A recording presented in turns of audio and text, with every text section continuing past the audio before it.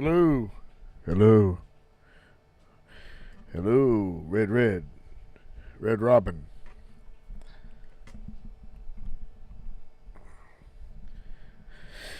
Whoo.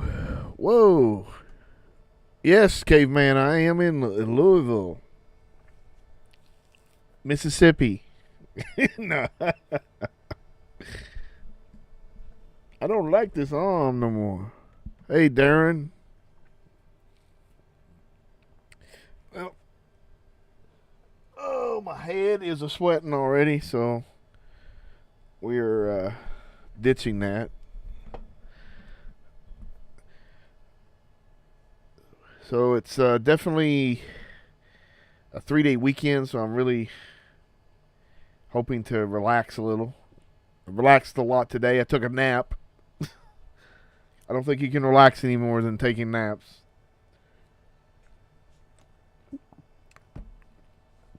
And watched a few movies today. Oh. I watched Golden Needles. This is the follow-up from the guy who directed...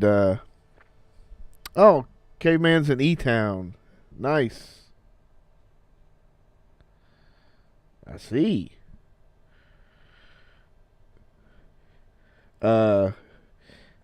Golden Needles is the follow-up from the director of Enter the Dragon. So when you have Bruce Lee as your leading man, the next step is to go to Joe Don Baker.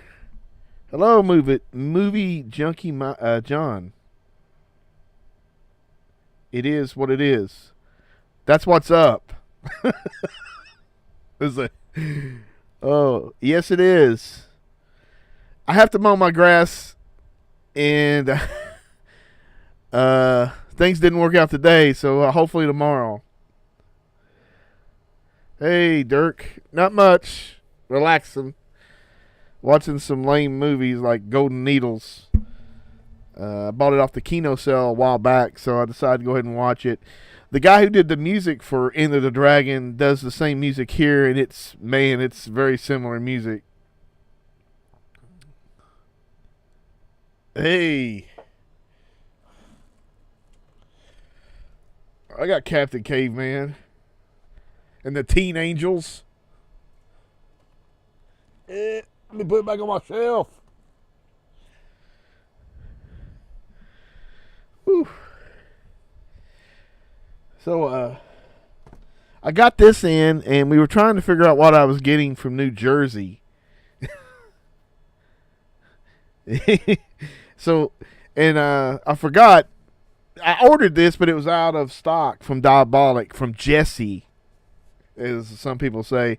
I got the Demonia Arrow Blu-ray set, and it looks really cool.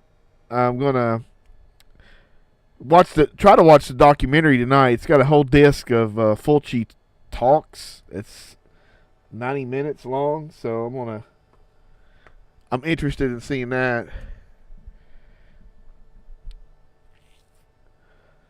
And I didn't even know that that Vinegar Syndrome announced their July titles, and I've got 2 of them in my shopping cart for next week or next weekend when I get paid.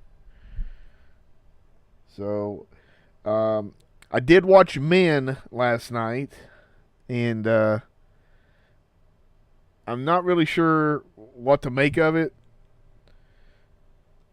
I wasn't sure if it was going to be like a man hating movie or not, but I don't think that was the case, even though there is a little. But this guy one guy deserved to be hated. It has some very weirdness in it. I don't know if I want to give it away as far as some of the little things in it, but let's just say this woman has some trauma, sees something very traumatic and experiences something like that, and then she rents a house. Oh yeah, Ex Machina or Macama, whatever the fuck it is, Matt. Yeah, it's low key and it's pretty good. Yeah, no one does, Dirk. I don't understand. Wes got on me. He's like, "What did you do?" And I go, "I didn't do much of nothing." So this one is we're gonna be non-monetized, and I don't know. We'll see what happens. Bad Ronald is, I would say, even if it's a TV movie, Bad Ronald is damn good. Yeah, that shit could happen back then. I don't know if you could get away with that now, but some kid could wallpaper his ass in a wall and live. I need to rewatch The Girl Who Lived Down the Lane. I haven't seen that. Oh, you saw it, Dirk? I think anything gets hype anymore. Maybe they probably pay a lot of people like social influencers or something to just get online and start praising or advertising stuff, and the movie's just another product. But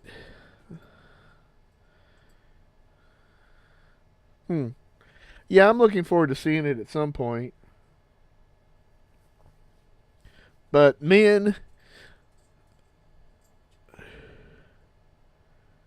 I don't know what to think of that.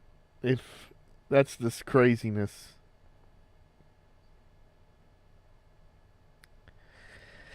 For me personally, John, I would probably wait.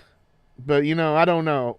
People's tastes are different, but for me, I just did not. I didn't feel like it was a meal.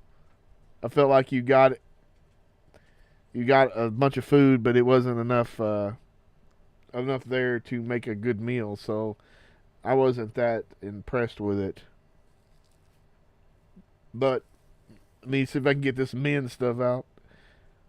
So the lady with the traumatic thing happened. She rents this cottage out in the middle of nowhere, England. She must have some money because this place is a freaking castle-looking place. And so she gets there, meets the owner, and he's a little quirky. Of course, he's got crooked teeth. Maybe, Dirk. Maybe we're... And I won't give too much away, but there's a scene where she's walking around the woods and she sees a guy and he's nude, a nude guy. So there's plenty of dicks in this movie, so get ready for that, of the same guy. And she happens to look out the window the next day and he's just standing out there in her yard, nude. And of course, they call the cops, and then you think the guy gets away, but he gets arrested and all this. And then she does some more work. Oh.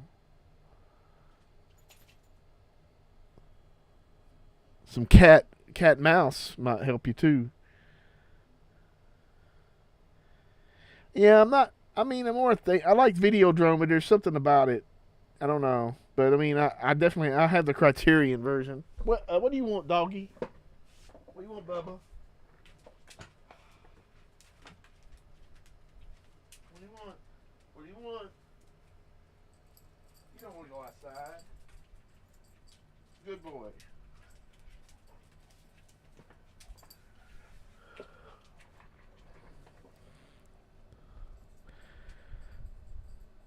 Yeah. I would agree with that, Matt. It's I don't know. And also, I'm trying to figure out what the message is of the movie, because obviously there's a message. Also, there's the things that happen, I would have to believe are not real. They're in her head, but I mean, it could. But she's got blood on her at the end, so is this make-believe blood, or it's just a little bit of... like I say, I don't want to give too much away in case anybody wants to watch it. And there's definitely, at the end, near the end, there's a series of events that keep happening or a thing that happens 2 or 3 times, three or is it 3, 4 times, and I'm like, okay, I get the point, but yeah, I'm not. Again, I'm not really sure what the message is. I guess I could think about it a little more, but I don't want to go into it. But yeah, yeah. I mean, John, it's at some points it's 0, and at other points it's like maybe a month and a half, so 6 weeks maybe.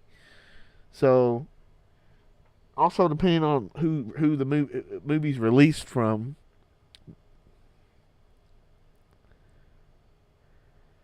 Yeah, I agree with that, man. That it's a story of healing, and the music is very irritating. I think that the A24 movies have decided that they're doing the ha oh ha oh that kind. That's their freaking soundtrack to all their movies. Well, the world is becoming jacked up.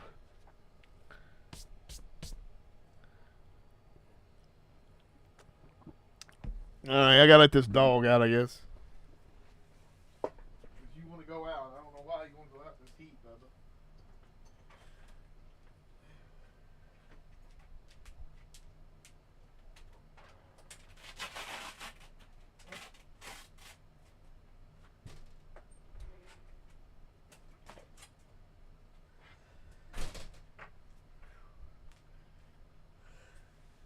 It's the only show on YouTube that's got dog breaks. But so, man, I'm not. I can't recommend it. Red's give me the scale. I don't know, 4. I mean, it's very competently made. I mean, you could probably say 5. I don't see the resolution wasn't satisfying. Again, I just don't know. This wasn't that. I'm picking all kinds of movies that that are not entertaining, or there's something missing. It's not satisfying. So the last couple movies I've watched have not been that good. Though I did watch Dress to Kill earlier. We're going to do a double hitter show with Eurocult tomorrow. So I watched that again, and it kind of flies by the time watching that. So it was and watched a little bit of the making of and stuff. I'm trying to watch some stuff. Tried to watch Uncle Sam on the Joe Bob show last night, but I probably made it about an hour into his show and then was out.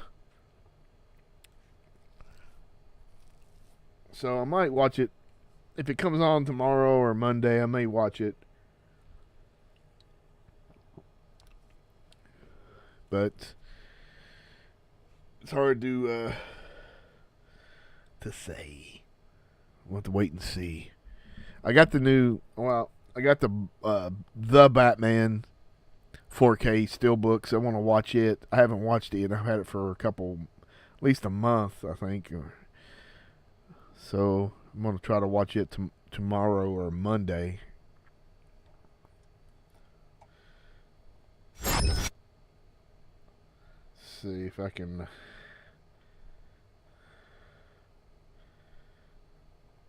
All right.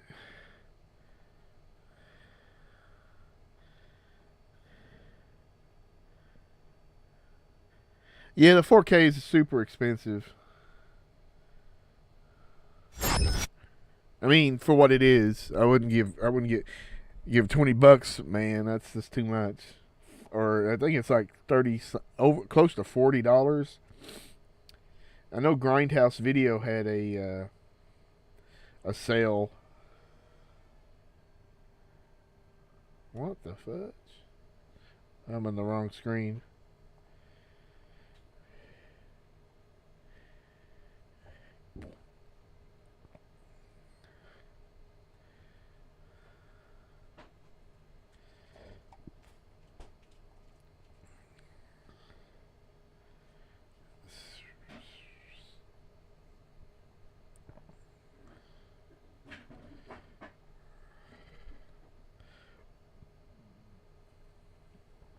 See.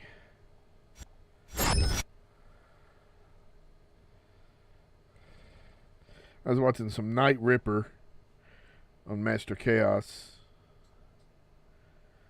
Alright, so I saw it. Like I say, I just kind of heard about these releases. Brandon's out.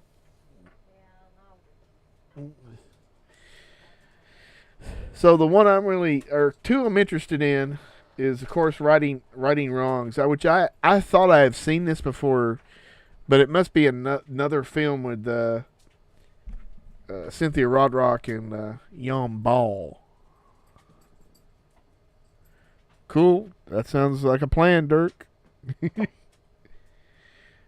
But man, this is some awesome action, and it also has a lot of craziness, Hong Kong craziness.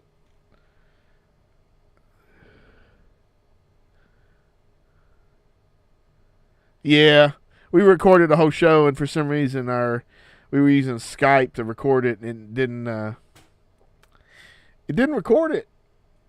So we went on for nothing. So you had faulty equipment. Yeah, but yeah, the movie itself is pretty good, and you get this documentary, which I always love these martial art kind of film documentaries. So I know that is it 88 Films or one of the other UK companies is releasing this. No stills, but the slipcase looks pretty tight.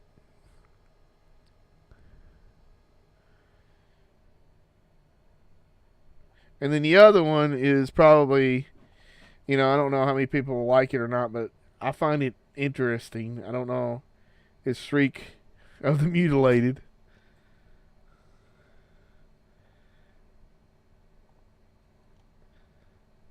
I don't know.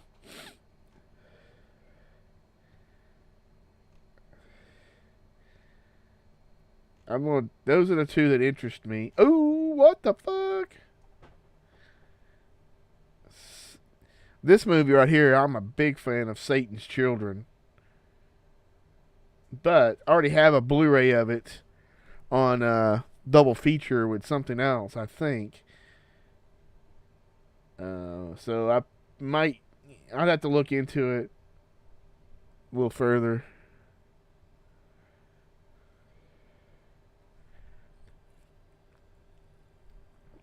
This movie is really, I don't know how to describe it, but it's a trip. It's a Florida movie, so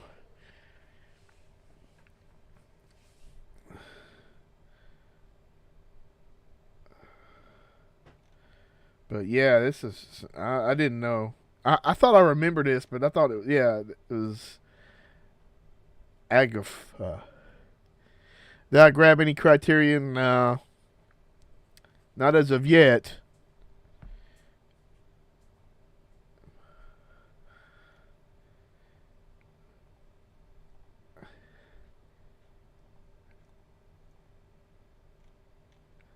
But trust me, I thought this movie was awesome. And I've seen it in a couple different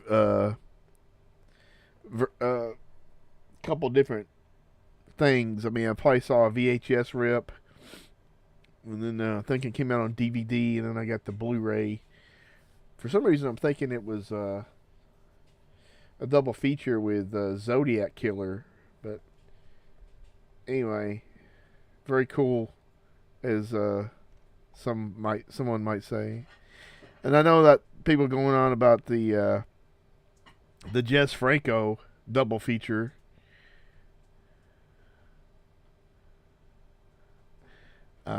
Two Undercover Angels and Kiss Me a Monster, which in the grand scheme of things are not bad as some of the later or other work.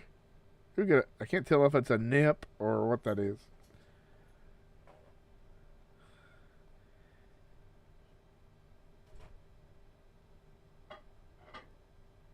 And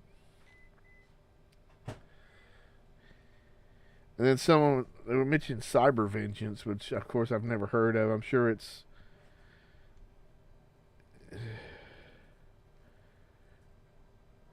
and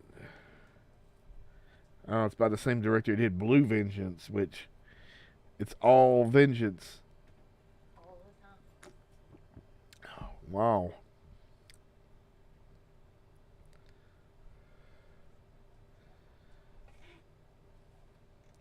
$95. You can't. That's right, Dirk. You cannot. If you do, you're going to end up with some bullshit. Like, I was watching one movie. I can't recall the name. It was maybe it's Shining Sex or something, where you get to see Linda Romaine's bush for about 5 or 10 minutes straight. Is that worth it? Well, it depends on your mood, I guess. So this must have fucking God, it's got Randall Tex Cobb in it and Tracy Lords. And it's by David A. Pryor, which that means it's crazy. Probably good. There's so many movies named Raw Nerve.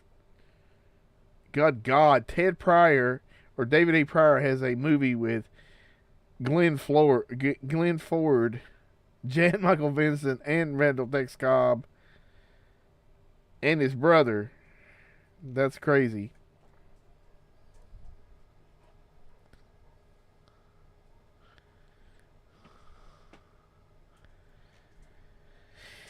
But yeah, I'm interested now. I'm obsessed with Satan's Children. So, yeah, I'm interested in it. Dana's got an order for Vinegar Syndrome she's waiting on, which may be here tomorrow. And I have an order with Severin, which I'm still waiting on. They emailed me a week or so ago because for some reason, every time I order from them, it doesn't put my address in. So I immediately send them my address, and I was like, great, it'll be mailed out soon. I haven't seen shit yet. So I don't know if I'm ever getting that. Darren, you're asking if I've seen Hotel Fear. Yeah. I don't know. I can't say that I really enjoyed it. There's something, the long drawn outness of it or something. I don't know. I just didn't care for it as much as I was hoping.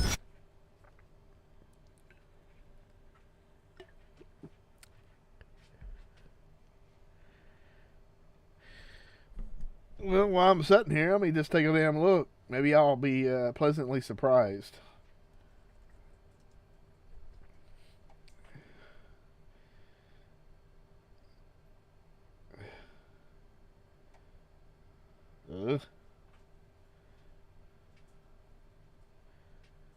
Oh, this doesn't look right.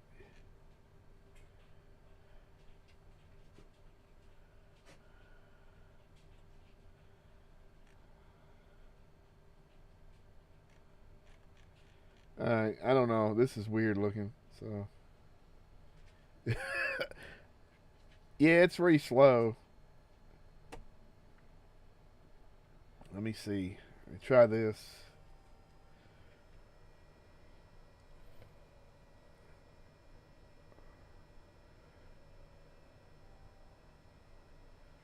Nope. Oh. Nope. Does not appear.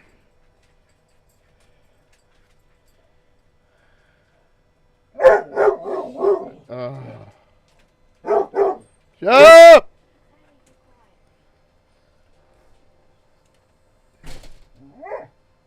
say.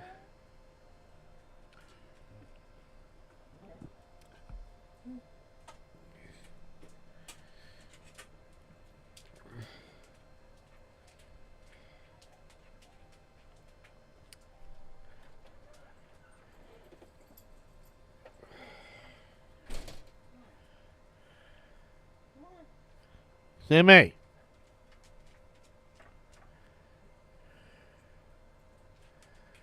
Well, it's unfulfilled, so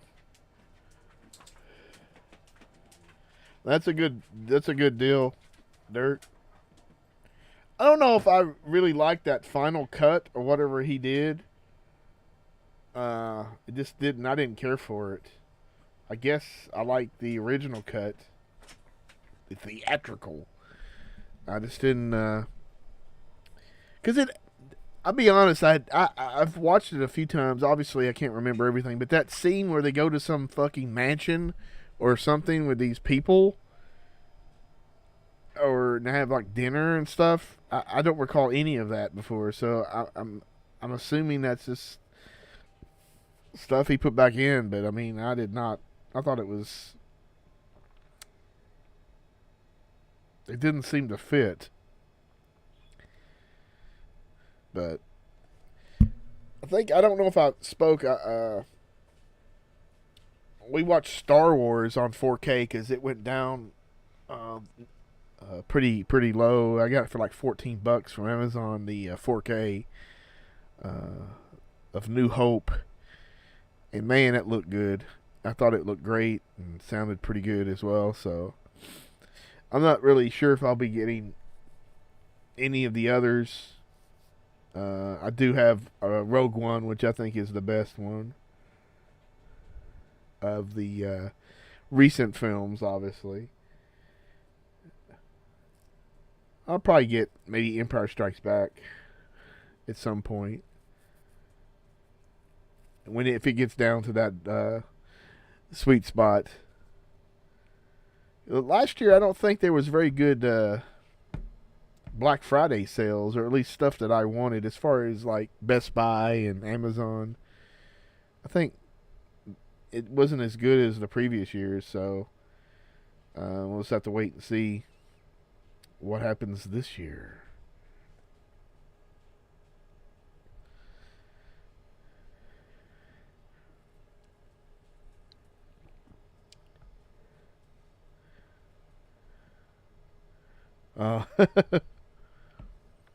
No, but I think if you watch Rogue One and go into A New Hope, it's really kind of cool. And also, I watched, of course, the Obi-Wan Kenobi show ended, which is, it was okay. I don't think it was this astounding. I mean, I think The Mandalorian it's always been better. It's been pretty good, so hopefully I think that doesn't come on until next year, though.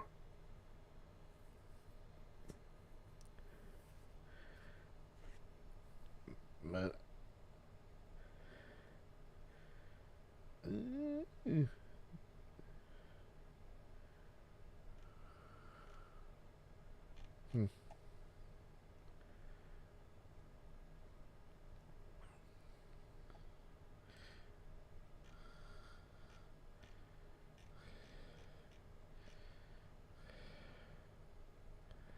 Well, I would definitely suggest watching Rogue One. I think that's the best of any of the newer films.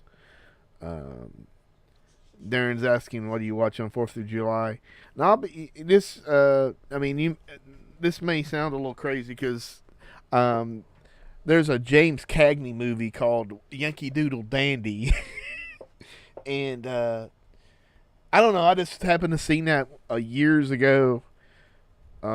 It might have been on a 4th of July holiday weekend or something, and man, I just think it's a really good movie.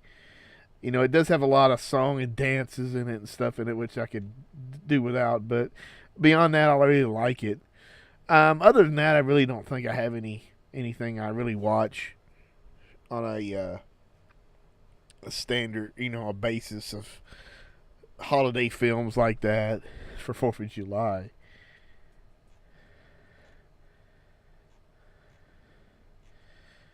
But I'll probably watch some, since, Sunday, I'll probably watch something. I do have an inching to watch Avengers Endgame again, so I may watch that.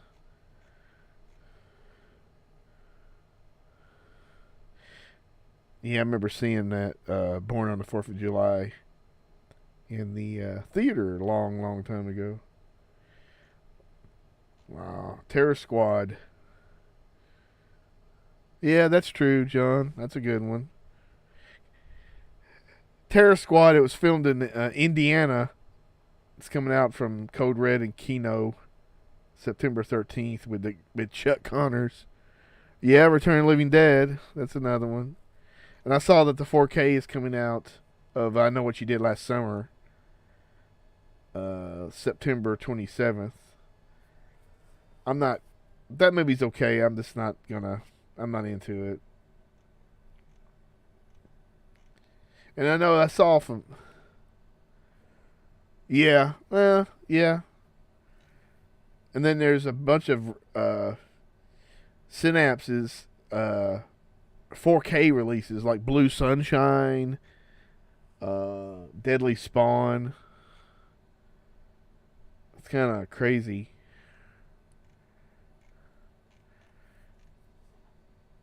I may have to. I don't know. Mondo Macabre's movies. Something about the love brides of the Bloody Mummy have gotten me. Wow. Well, some of their stuff is sold out, but they're gonna release a regular edition at some point. Oh, Eyes Wide Shut. Yeah, Deadly Spawn. The one that kind of. Oh shit.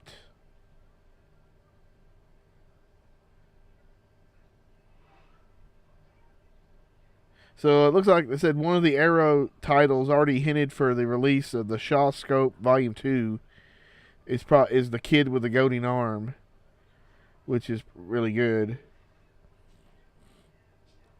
And then one of the others, Severin is doing it.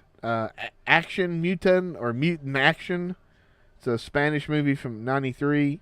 Oh, it's from that Alex de la Iglesia. I should have known he was involved in it.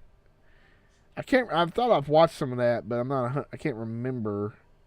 I guess they're also going to have on that Shawscope Volume 2 is going to be Mercenaries from Hong Kong, which is like from '82, so it's a later action movie from them. And I remember seeing that. So it'll be some more money to spend later on. Looks like Full Moon has a sale that goes till like next Wednesday, 40% off. Let me see. Well, they don't have a freaking link. How do you not have a link to your fucking sale?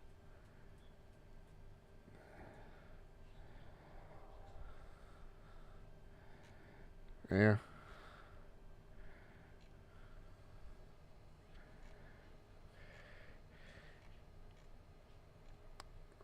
Oh.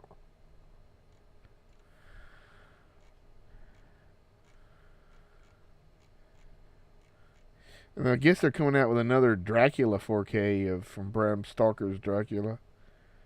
Unless it's something they feature. I don't know. I'm good with what I got. I don't know, Carolina. I haven't saw anything about Scream Factory. But their sales are usually not that great. At least from what I've seen.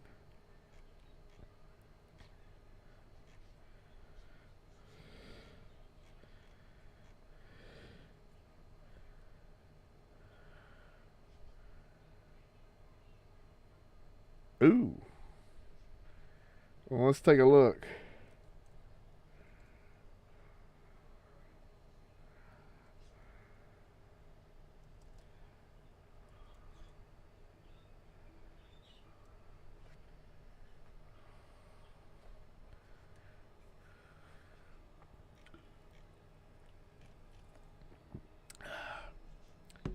Well, they have a 10% off with any something.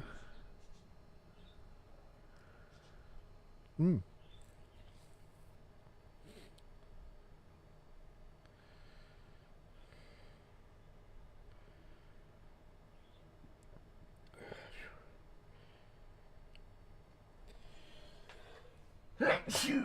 Woo!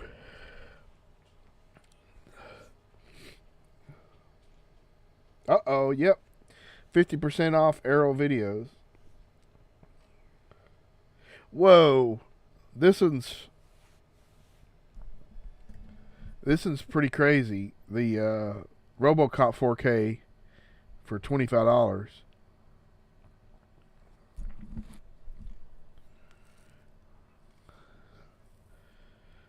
The Shaw Scope Volume 1 is like $89, which I think that's pretty good.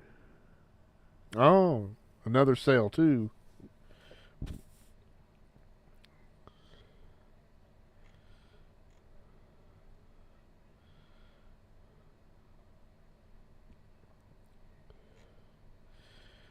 You can get cruising.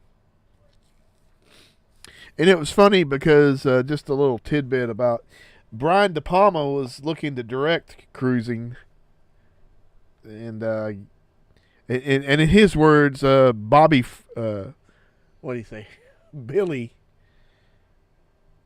Friedman did it or whatever the fuck, freaking Freeman. Yeah, I'm trying to save money, but I'm saving it, but I'm also spending some too.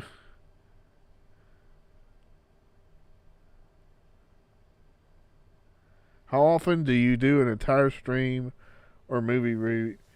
I don't know. I don't. I just started doing like just a review of like last time, but I did what you call it, Crowds of the Future, and then this. Now I wish I had more time, but things are. My job has gotten so busy, and it's not. I'm working the same hours, but it's just so labor intensive. So it's just wearing me out. Uh, I spent a lot of money on some shoes trying to help me with my sore feet. So I'm hoping. I wish I could do more, but as the older I get, the less and less I feel like doing anything. Uh, Exorcist 3. Yeah, I need to watch that director's cut.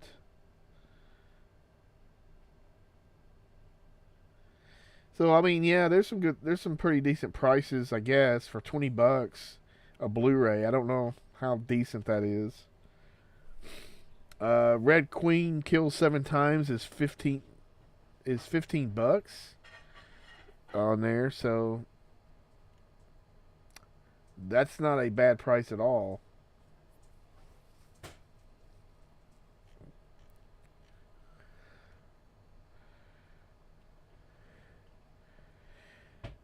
Yeah.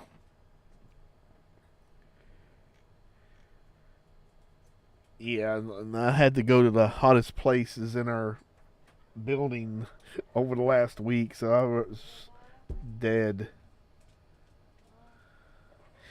Trapped Alive, yeah, I don't know if that would be.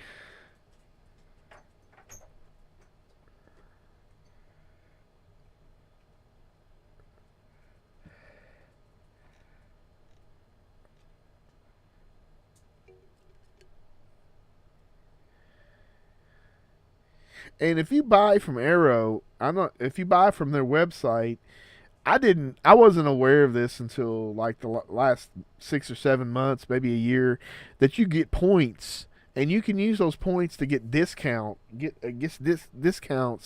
off your purchase. So I don't know how much it equals out to dollar wise, but definitely, if you have an account with them, of course I would definitely. If you don't, definitely do, because that way you can get that money, or a discount rather.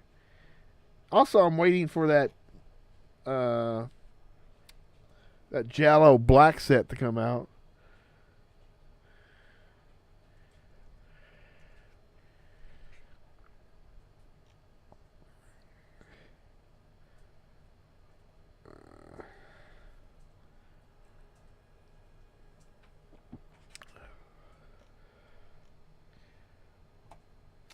Damn. $80 for that.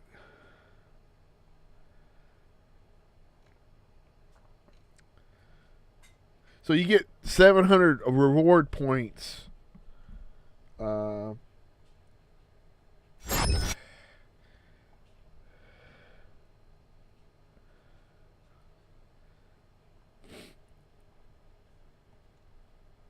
now it's 70. Well, how about you give me that $70?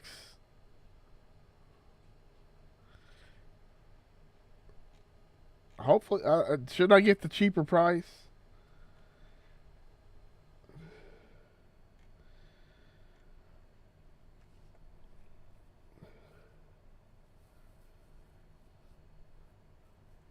So,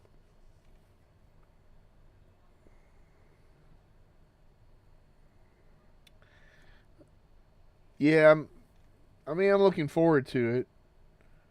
Though I have seen The Killer Reserves 19th, but it's one of those where I don't recall the killer.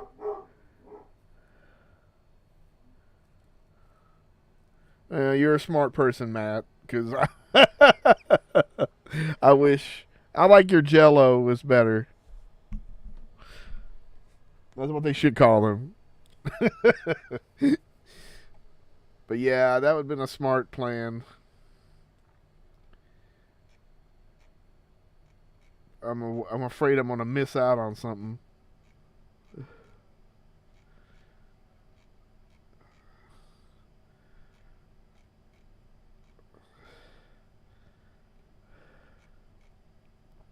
Jacko in my backo.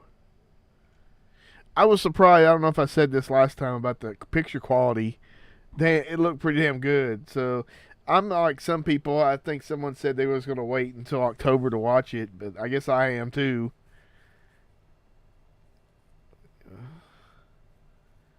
I don't wrestle with Jello. I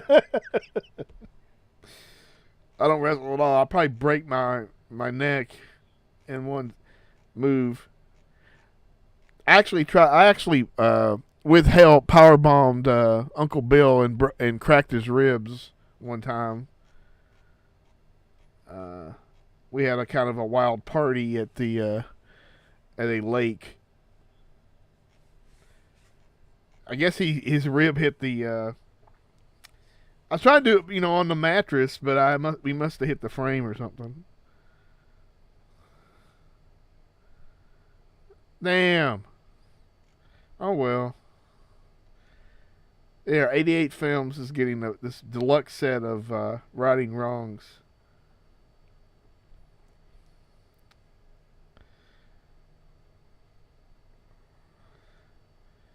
If I can figure out what I'm doing here.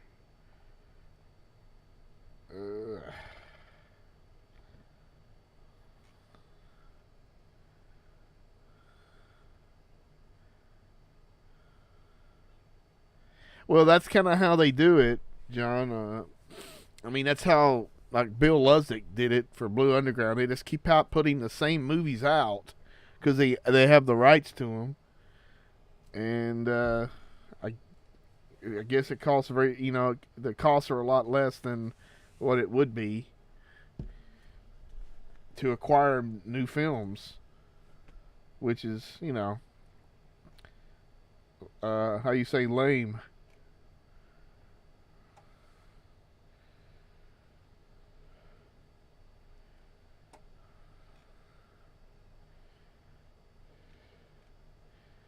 I don't see Diebox got much. Well, this is new. I guess I go to pre-orders.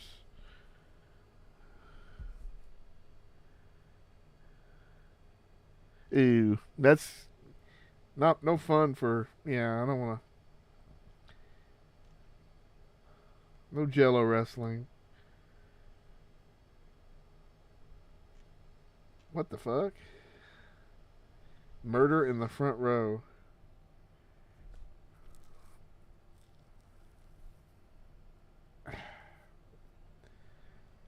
There is one that's coming out on Vinegar Syndrome. It's a partner. It's called Heavy Metal Parking Lot.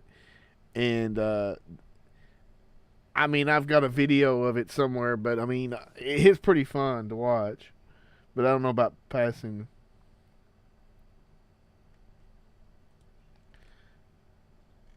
About purchasing a Blu-ray or whatever the fuck it was.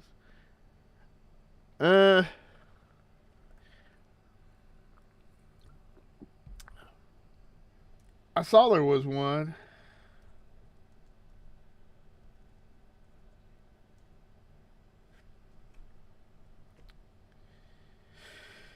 But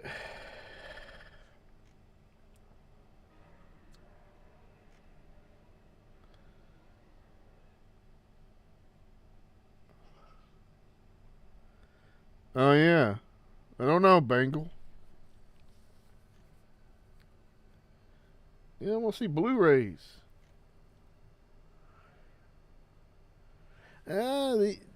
These not too bad prices, I can tell you that.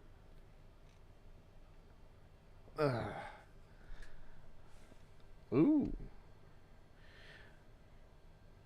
I'm interested in seeing that, but I know it's probably not nothing that you can't find somewhere else. Gore in Venice, which is what, Giallo in Venice. So that's not bad price.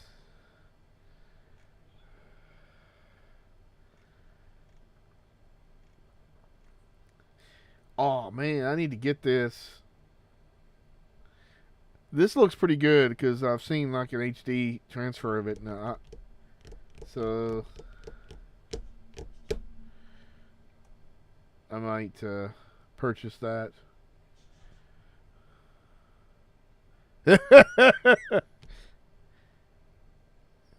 Yeah, the middle years, the decline of the Western.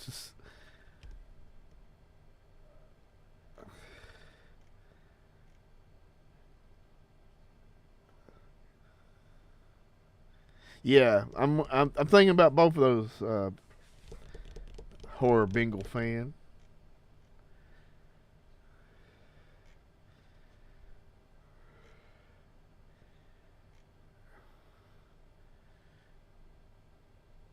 I watched this a couple weeks ago again. Used to watch it forever with drink a bunch of beer and watch Beach Babes from Beyond. I almost think it was on Joe Bob's Drive-In Theater on the movie channel for some reason. It almost seems like it should have been. Or it might have been on USA Up All Night or something.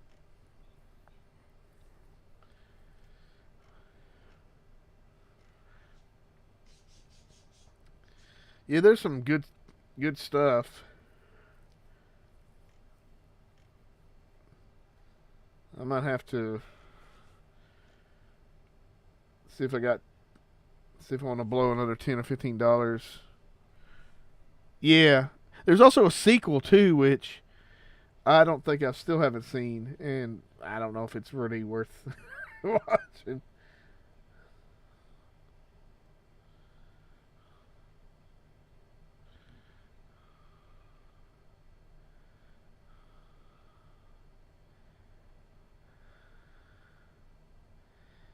Uh, yeah, John. Yeah, I haven't.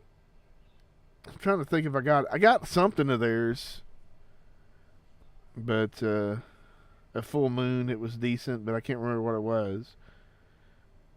Maybe it was it's another movie. Boom, boom, boom, boom. It's not Shorty House. I can't remember. but yeah, Kino's usually quick. Yeah, Cave Girl Island. Not good. Okay. And the Faceless 4K is $42. I'm wondering if that's really. Yeah, I saw that transfers. There it is right there. Pre-order for like $33.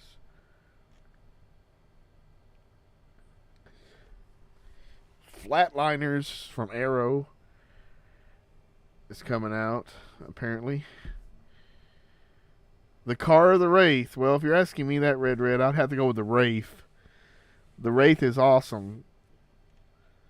The soundtrack is awesome. And it's just a better, funner movie. The car is all right, but so I did pre-order this, the Police Story trilogy.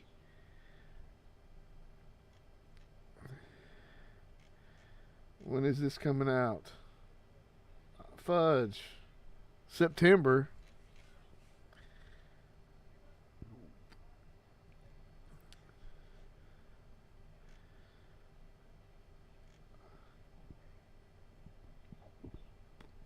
If you have Shudder, Planet of the Vampires is on there now.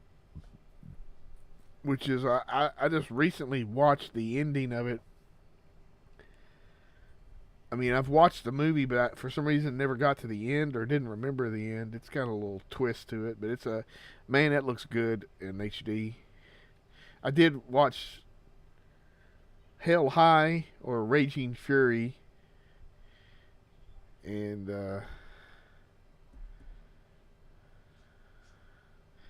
it's definitely not something I would need to purchase. Oh yeah, let me find something on my phone. I was supposed to read an official statement. Let's see. All right. Here we go. To date, the Dead Pit Patreon has over 340 or 304 Dead Pit radio shows, 259 midweek shows, 108 fan commentaries, 84 Eurocult podcasts, 77 Patreon MWO podcasts, 71 songs, and 33 wrestling podcasts, and so much more. Dead Pit on Patreon. Tiers start at $1. There.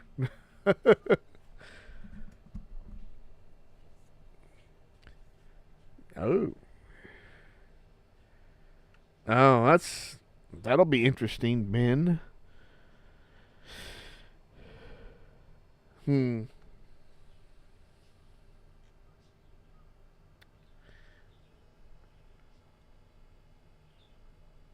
Yeah. Well, they don't want to lose any of that moolah. Oh. One of the best new movies of the year that's a find is L.A. Age Jabber.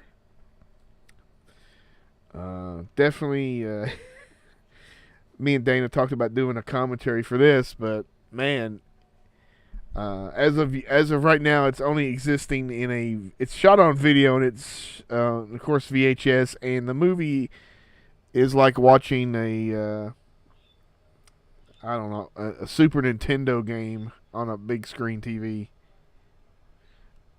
But you can guess what the movie's about, L.A. Age Jabber. It's pretty crazy.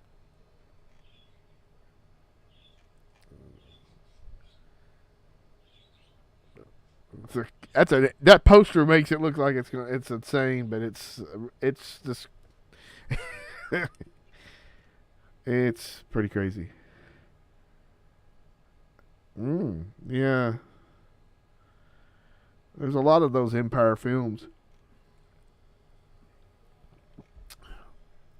I did order a 4K of Dragons Forever, but I got it off Amazon.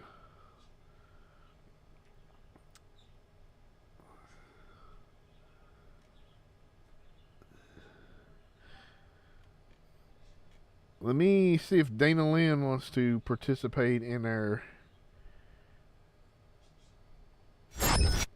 the show of shows. Oh, Dana, you want to do some stuff?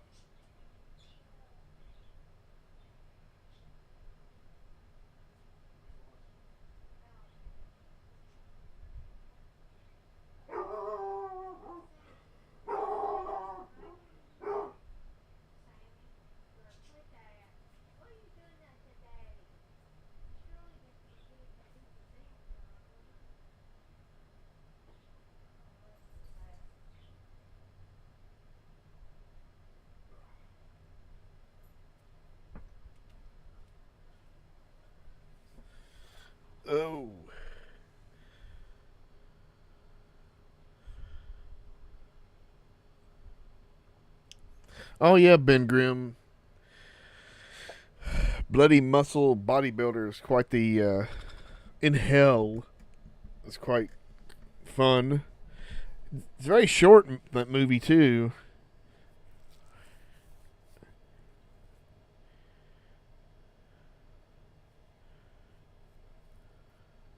Ah, Wild Eyes. I didn't know that was their Visual Vengeance was theirs.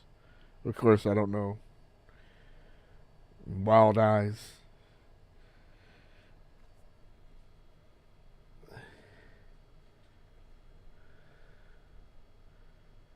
You can get a bloody muscle bodybuilder in hell phone. I'm not sure what the phone does. I forgot what the phone is. Oh no, it's Dana. It's Yeah, Dana's trying to take her antibiotic. Dana's shooting up. No, I'm taking a pill. All right, Dana. Golly, I look horrible. All right, be like Wes Vance.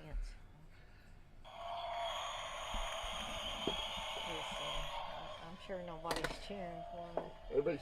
They're pulling for you, Dana. Yeah. Everybody's pulling for you to pull through. I hope I don't pass out on them. Well, Whoa. get them, Dana. Yeah. Hey, everybody.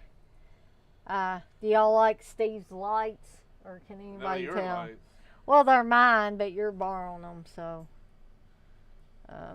I do apologize for my appearance. I was like, Steve, that's going to give me a headache. Oh, goodness. Bloody muscle. Ooh, I never heard of that, Ben. Hey, Darren. I was just about to say, the Baja Blast. Well, actually, I don't have Baja Blast, but I do have Mountain Dew Zero Sugar, which, in my opinion, tastes better than just plain old Diet Mountain Dew. I mean, I like the flavor better. I don't know what they do to it personally, but anyway, I was just about to say that I will hold out as long as I can. I'll try to stay in here for about an hour or so, somewhere around there. I still am feeling ill, and I was soaking in the bathtub with Epsom salts and drinking a little Fireball whiskey, just a little bit, because I'm not going to overdo it ever again. But that seemed to take care of my aches for a little bit. I was aching really bad before that, but unfortunately I'm still sick. I don't have my makeup on tonight, and I'm just in my T-Public shirt with my face on it. Hopefully it won't show, because I know it scares some people. And oh goodness, I just like I'm like, I haven't had a gummy or anything like that. I just am literally, out of it. But I did want to be on here at the tail end of Steve's live stream. But I did see a doctor see a nurse practitioner at the little clinic, Kroger's little clinic, for the third time now, to try to get a handle on this. And hey, John. But what they basically told me this visit is, well, number one, they told me the second virtual visit that I had, they shouldn't have even seen me. They should have told me to go directly to either my primary care physician or actually go to the little clinic. And Frescas. Red, I used to drink Frescas. I like those. But I don't know if I've seen a Fresca in a long, long time. My mom used to drink them too. Oh, goodness. But anyway, then and I did have a fever when I went, kind of a low grade fever. At least it wasn't a high fever. But like I told the assistant that was taking my vitals, I said, I don't want to have a fever.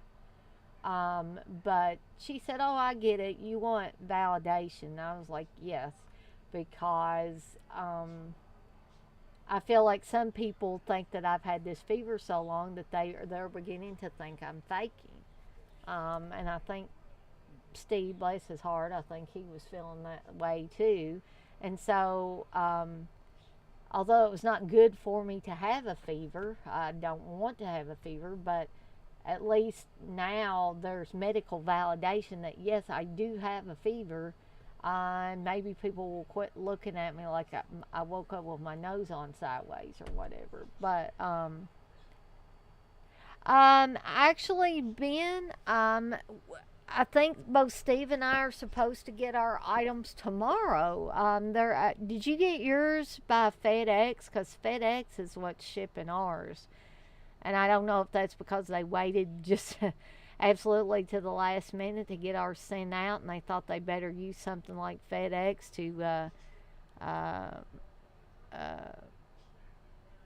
send it out or what. But actually, I didn't realize that FedEx delivered on Sunday, and I'm still, a little skeptical that it will get here tomorrow. But I'm holding out hope it's going to get here because, according to the FedEx website, when you track our order number or our tracking number, it says it will be here tomorrow by the end of the day. Preferably, I guess their expected thing is 9 something to 12:40 or something like that. So I'm hoping that we will get those.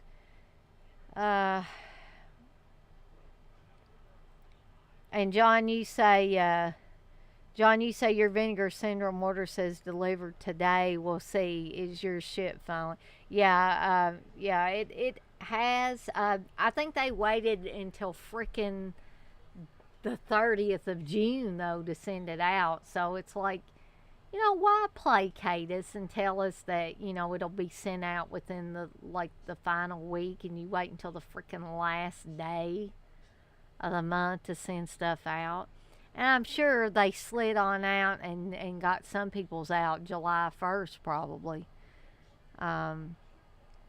Dirk, you say you got your vinegar syndrome and Keno and Severn is on its way. And you just grabbed some Criterion. Man, these sales don't stop. I know it.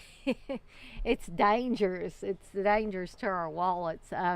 I'm kind of, a little light right now. So, does anybody know how long, Dirk, do you know how long the Criterion sale is going on? Because I know there's something that I want to get from Criterion. And I'd preferably like to get it while they still got the sale going on. Is it going on for the entire month, or is it like just going on for a week or two, or do you know? Because I'll get paid again. This next Friday, and so then I'll be able to purchase something at that time. I've got to get some more things for my live streams, but y'all go ahead and keep putting stuff in the chat. I was gonna finish up my tale of woe about going to the little clinic again. Okay, so you're not sure on that. I'll look into it and see if I can figure out. Hopefully it'll hold out and at least until Friday so I can get in on the sale. Because like I said, I know there's at least one thing that I want to get from Criterion.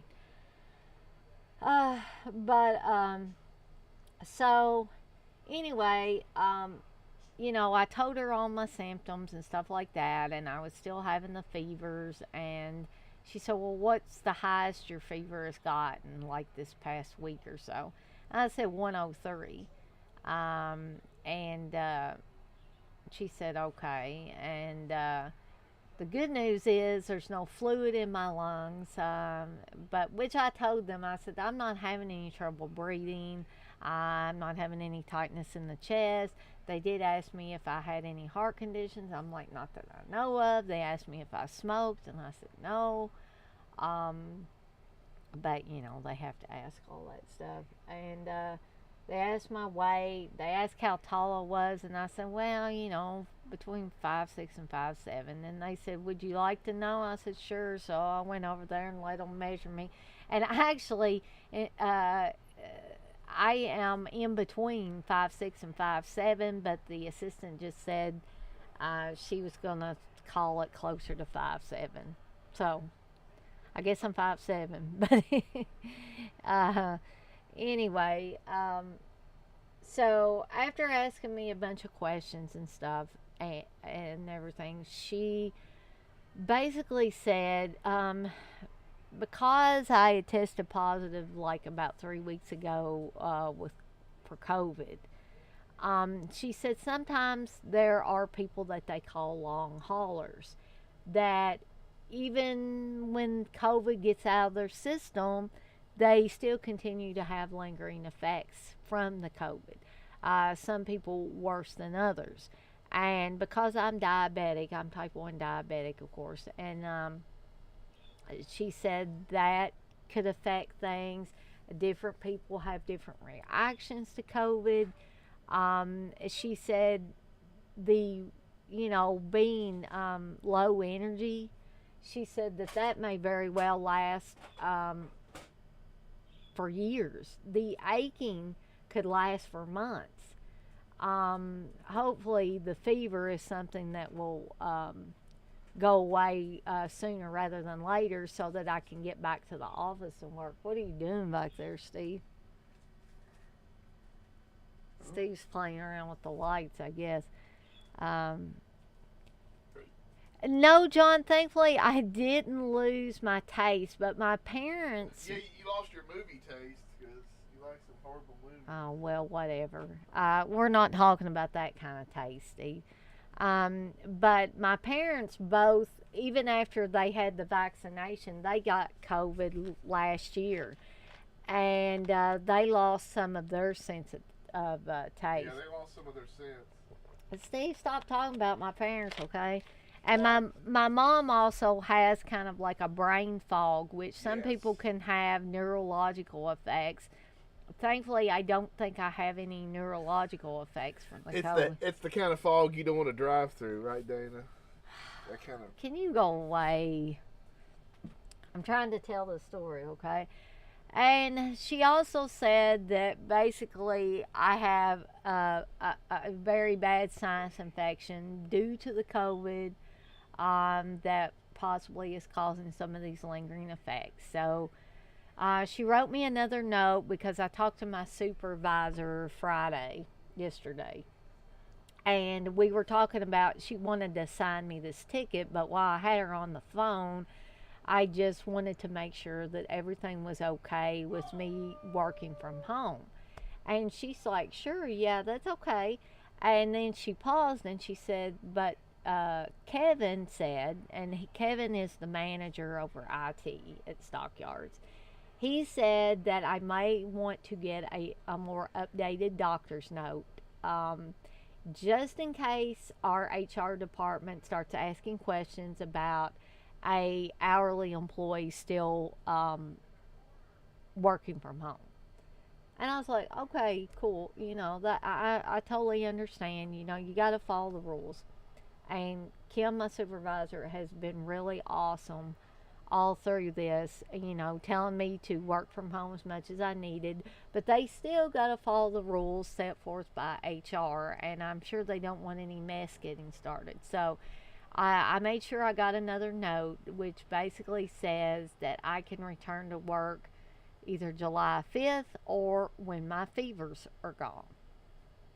So that kind of leaves it open-ended, which I'm not really missing work. I am working from home every day, Monday through Friday. I have not missed any, I have not missed work except one day, and that was not even due to this COVID stuff. I've been working through fevers, I've been working through aches, I've been working through weakness, everything, just because I think that nobody at work is putting pressure on me, but I just feel like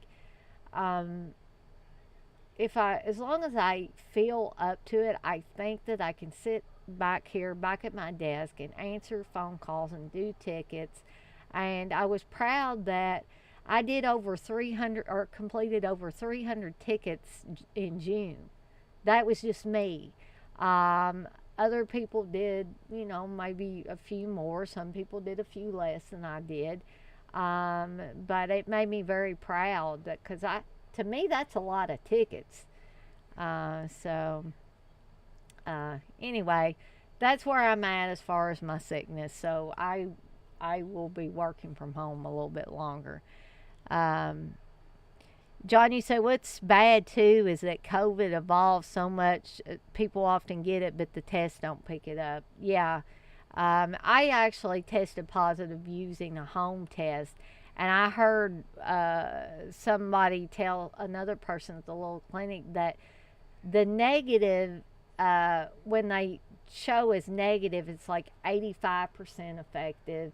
With a positive result, it's 99% effective. So I feel pretty confident that COVID was what I had. But yeah, I totally understand that about the test not picking it up depending on when you have the test run.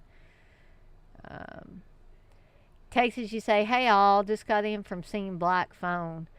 I still need to see it. I haven't seen it yet. And Dirk, you're asking, is it good?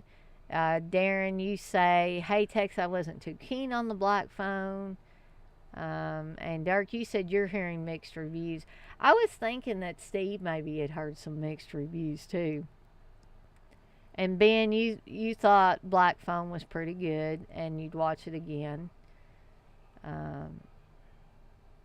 Now, see, Dirk, I did like Sinister, so maybe that I will enjoy it. Did anybody watch Joe Bob's last show for the season last night? I did watch most of the first movie, which was no surprise really when I thought about it. It was Uncle Sam. And I actually liked Uncle Sam a lot better this time than I remember when I originally watched it. See, I haven't watched it for years just because I didn't like it really at all the first time when it first came out. But I fell asleep before the second feature, so I'm not sure what it was. I'm sure I'll find out soon, and I haven't been on Twitter. I'm sure it on Twitter it will tell that. Nightbreed, okay, Ben. I like Nightbreed, so I definitely will go back and watch that as soon as they put the full show on Shudder, and probably Steve will download it, I'm sure. So Darren, you say you'll be surprised if I like the Black Phone. There's a decent copy online if you're interested. Yeah, I'll have to look into that. Plus, it could be possible that Steve's got a copy somewhere already. I'll see. One way or the other, I'll get to watch it. Texas, you say it was decent. I liked the supernatural elements. Okay. And John, you said the Black Phone was good. Reminded you of Silence of the Lambs a bit, which I'm a big fan of Silence of the Lambs as well. So I'll give it a try and see what I think. But I did finish today. I did finish watching the 4K of They Live, and I tell you guys, if you have not bought that yet, and you're a fan of John Carpenter movies, I would, and you have the ability to watch 4K, I would definitely say invest in this one. It wasn't too expensive. I'm thinking that I got it for like $22. It was either that or Candyman 4K, and I'll probably still get the Candyman 4K, but I'm gonna wait and see if the price goes down a little bit because it was around $30, I think. And I'm thinking about getting the Uncle Sam 4K if it goes down in price. I'm not going to give the price that they've got now, but I'm going to wait and let's see if it goes down a little bit. Let's see. John, you say compared to the crap that comes out now, it's good, but I feel like my bar is so low for new horror. Yeah, well, I can understand that, John. In some cases, I have to lower my bar a little bit just to be able to enjoy some of the stuff that comes out. And then some of the stuff, no matter how low, I could lower my damn bar down in the sewer level, and it still, I'm still not going to be able to sit through it. Steve was watching something yesterday. Oh shoot, what was that movie called? Well, the Long Night he watched before that, and I think that's on Shudder. And I had old Scout Taylor Compton on it doing her. That girl couldn't act her way out of a paper bag. I'm sorry if some of you guys like her, but that's my opinion only. I didn't like her in the Halloween remake, and I don't think there's anything I have liked that she was in. And then Steve watched Men. That was the other one, and I tried to get interested in it, and I just couldn't. I finally just had to go and do something else. I was doing some laundry. I'm almost saying laundry man. I don't know where laundry mat. See, that shows you how bad I've been feeling. But anyway, I just went and did some other things. And then when it was over, I asked Steve, I said, "What was it any good?" And he said, "Not really." So, if you guys haven't seen it, you might want to plug your ears a little bit, because I asked Steve what ended up happening in it, because he said all these men basically started showing up around this like country cottage in England that this girl was staying at. And they all looked pretty much like her landlord or whatever that she was paying rent on this place she was staying at. And then it went back and it showed that her husband had beat the shit out of her. So I was like, oh great, it's gonna be one of these, I don't mind women empowerment if it's something like I Spit on Your Grave, but these ones that make all men look evil, and assholes and stuff, I just don't, honestly, I don't care for those. And I think there's been too many of those lately. Now, I did like that Invisible Man movie, but that was just about one man. It wasn't like, it was one guy that was abusive to his wife, and he figured out a way to make himself invisible so he could still torture. That one was an interesting movie. But if it had, been like some of these other movies and made it look like all men were evil and should be exterminated, I don't care for those. So anyway, it had a flashback where you saw that the woman's husband beat the shit out of her. She had a bloody nose and everything, and then he must have been talking about killing himself. I don't know. But she starts screaming at him, saying, if you want to kill yourself, go ahead. Well, Steve told me that the guy did end up killing himself. I said, oh, great. This is going to be about her guilt coming back to haunt her because of something she said to her husband who beat the shit out of her. That she felt like she pushed him into suicide or something.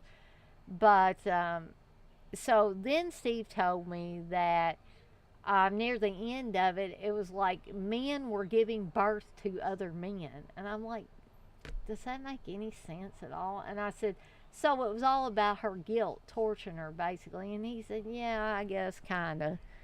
But anyway.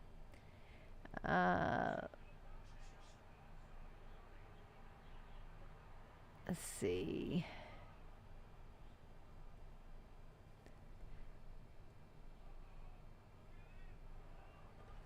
I missed some of y'all's chat messages here. Let's see. Oops. Good Lord. made that Cortana thing come up. But anyways, let me make this go back up here.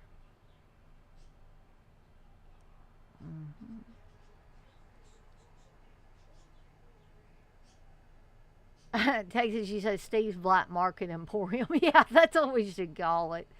Darren, you said the writing was poor and there's a really bad reveal towards the end. I was like, what the fuck? Okay. So, and like I've said before, Darren, you and I are like, we could be twins almost with the stuff we like and don't like. I mean, we deviate some, but we like a lot of the same stuff and don't like a lot of the same stuff. So, but I think I'll still give it a try and see what happens. Dirk, you say, yeah, they live 4K is great. I totally agree. It has the Dolby Atmos sound.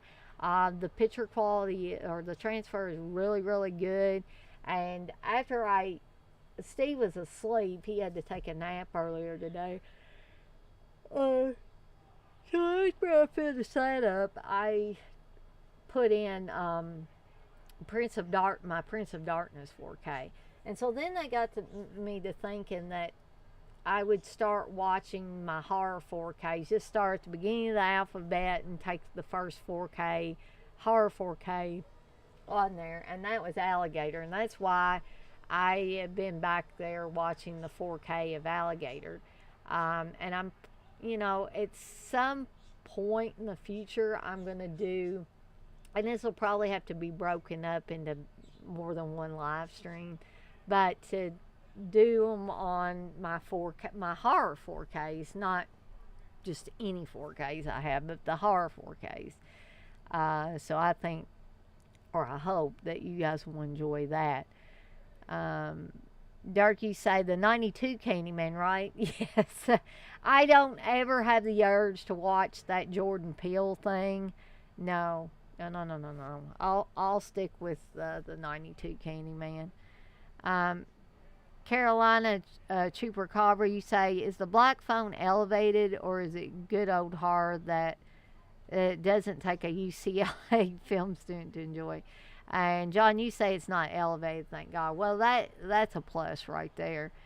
Dirk, you say, I heard there is some legit scares, Darren. Is it like Sinister or no? John, you say, I will say that I think they held back a bit on how dark it could have gone. Texas, you say, it takes place in the 70s. It was more of a suspense than horror. Okay. John, you say, it's very much like Sinister. A lot of those quick cut scenes and home movie style shots.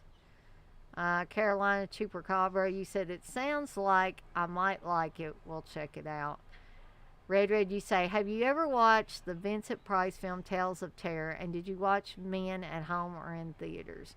I don't recall Red watching the Vincent Price film Tales of Terror. Steve may have.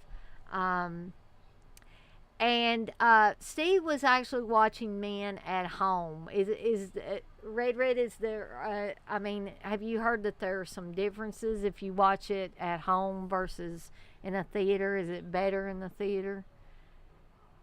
And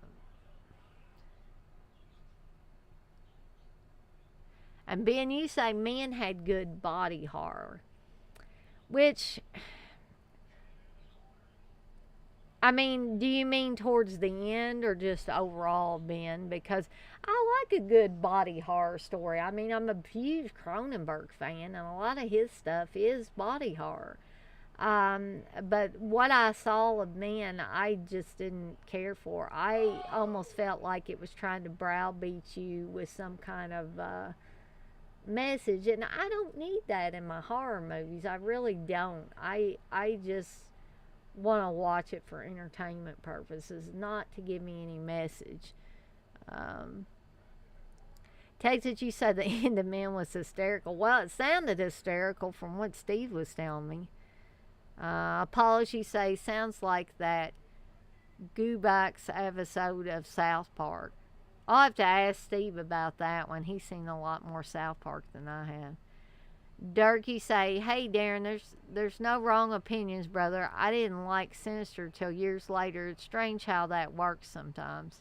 Yeah, I'm like that too. Just like I was talking about Uncle Sam. When Uncle Sam first came out, I pretty much hated that movie. And then just rewatching it last night on the last drive-in, I was like, hey, this movie ain't too bad. Um, Texas, you said the other night after the fan commentary.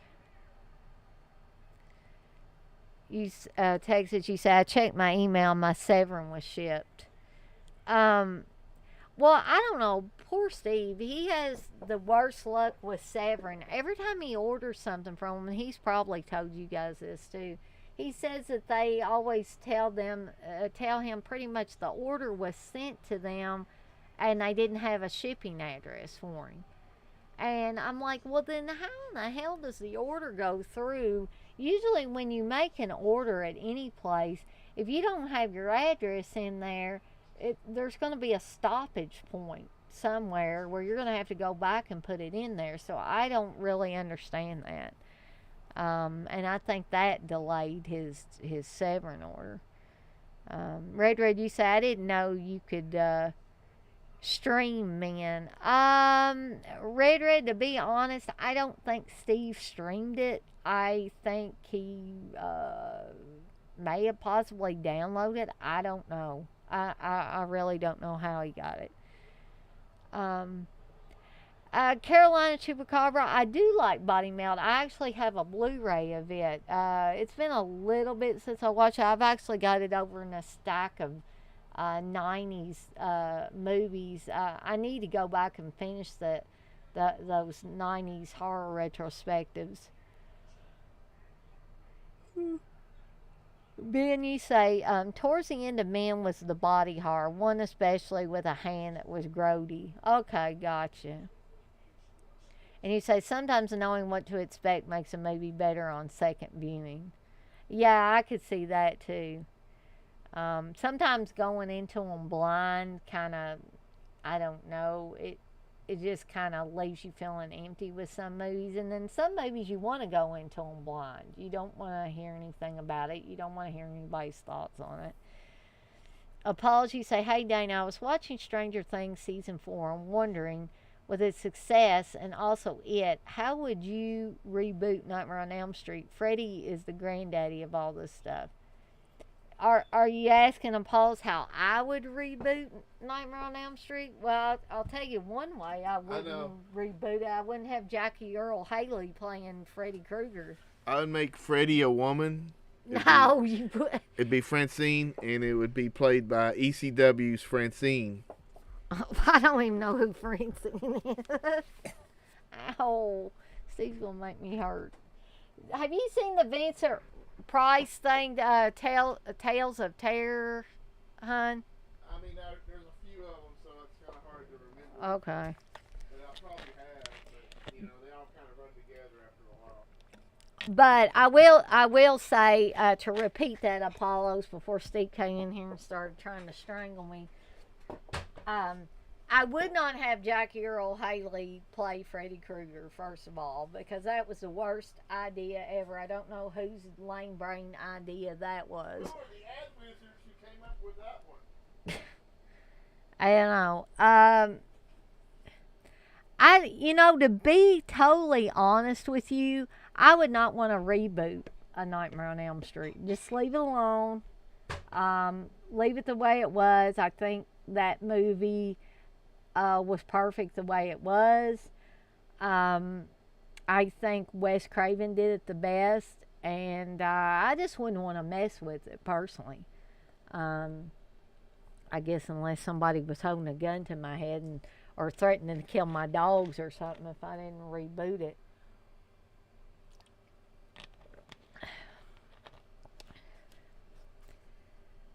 Because the thing about, and I know you know this, I don't really have to say this. The thing about Stranger Things is it's not a reboot of anything. It is, and I think it is one of the few exceptions where they did a decent job with it. To me, Tim Curry will always be Pennywise, but I think that Andrew Skarsgård or whatever his name is, I think he did an excellent job in the reboot. But there's just some things that my personal feeling is don't mess with perfection. And to me, the original Nightmare on Elm Street is perfection. Now, feel free to disagree with me. That's only my opinion. And, everybody has their own opinion about things. And I've said this before about that's one of the reasons why I enjoy doing my live streams that I do, is because everybody has all different kinds of opinions, but we don't yell and scream at each other and call each other stupid. We respect each other's opinions. And although my opinion may not gel with your opinion on things, we can just agree to disagree on it. I think that's what makes the world great. That people have different ideas and they feel different ways about different movies. So just because I think that a movie oughtn't to be messed with doesn't mean that you can't have a different opinion about it. Darren, you say Severin's done that to quite a few orders. Was reading about a few last week on their Facebook page. Really, Darren, about the whole address thing? So that's sucky.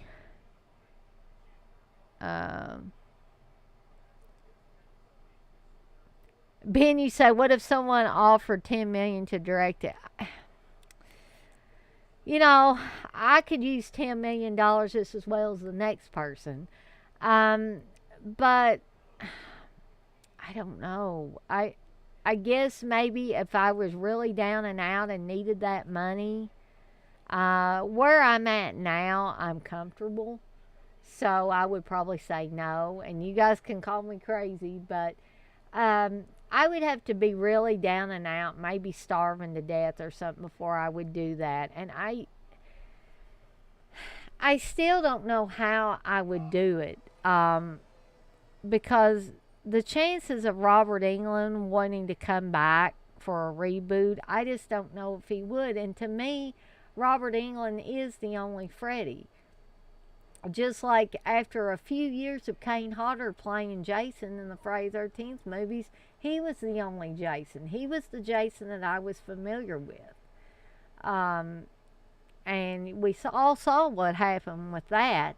So I just can't envision anybody Robert Englund playing Freddy. I couldn't imagine anybody but Tony Todd playing Candyman. It's just how some of those movies go for me.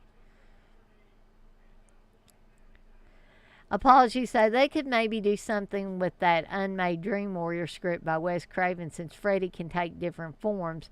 I don't see why Englund couldn't be brought back, even if he isn't as agile. Yeah, I see that, Apollos. I'm just not, I don't know if Robert Englund would want to or not. If the time has come and gone for that, and maybe he, would like to, take a sabbatical, or, I don't know. But he might surprise all of us. If it was offered to him, he might jump at the chance. I don't know. Darky said, I remember watching Nightmare on Elm Street and Dreamscape on the same night back in the 80s, and I remember liking Dreamscape more back then. That did change, though. I remember watching Dreamscape as well, and I remember it being a decent film. I can't really pinpoint what makes me so fond of Nightmare on Elm Street. It might be the way the characters play off of each other so well. But the characters played off of each other well in Dreamscape as well. But that's not a bad movie, and I'd like to revisit it at some point. Texas, you say Bill Skarsgård is a new movie called Barbarian. I hadn't heard of that one. I'll have to ask Steve about that, Texas. John, you say they need another Friday movie. Do a one-off Friday 80s style movie and end it. Stupid lawsuit. Yeah, I know some of you feel like it's both Sean Cunningham and Victor Miller's fault for having this ultimate feud they've got, but I don't know how many of you guys have seen interviews with Victor Miller in the last few years, but he sounds like a complete asshole. He sounds like that he ought to be the ruler of the roost and make all the decisions about a character that, honestly, guys, if you look back at Freya 13th lore or the stuff on the documentaries, he wasn't even the creator of freaking Jason. He didn't have Jason originally in the script. That was something that kind of came after the fact. Yeah, he wrote like the Mrs. Voorhees stuff, and he mentions Jason, but I don't feel like his imagination gave birth to what the Jason character became. So he should have no bearing on that. But of course, that's my opinion, and I'm not the courts, and I'm not anybody that makes the rules. So me personally, I have more respect for Sean Cunningham than I do Victor Miller. I've never met Victor Miller, but I have met Sean Cunningham, and when I met him, he was very, very nice. And I wish sometimes that he and Victor Miller could bury the hatchet, and maybe we could have, like you said, a one-off Friday's 80s style movie and end it. That might be the way to go. That might be absolutely the way to go. Dirk, you say, yes, Daniel, like I love Hereditary and you love Terror on Tour. Exactly, Dirk, exactly. Pause, you say,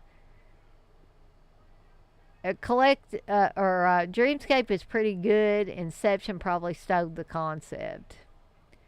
Caroline Chupacabra, you say, I don't want to see a Friday reboot. We've had Backwoods Killer Jason, Zombie Jason, Worm Jason, Cyborg Jason. We haven't had a Ghost Jason yet. No, that's true, unless you want to count like the million times he's come back. Dirk, you say, yeah, that probably did Apollos. Never thought of that. Ben, you say, be sad if Freddy's last appearance was in a sitcom. Yeah. Well, actually, it wasn't Freddy, but it was Robert Englund. He was in the fourth season of Stranger Things.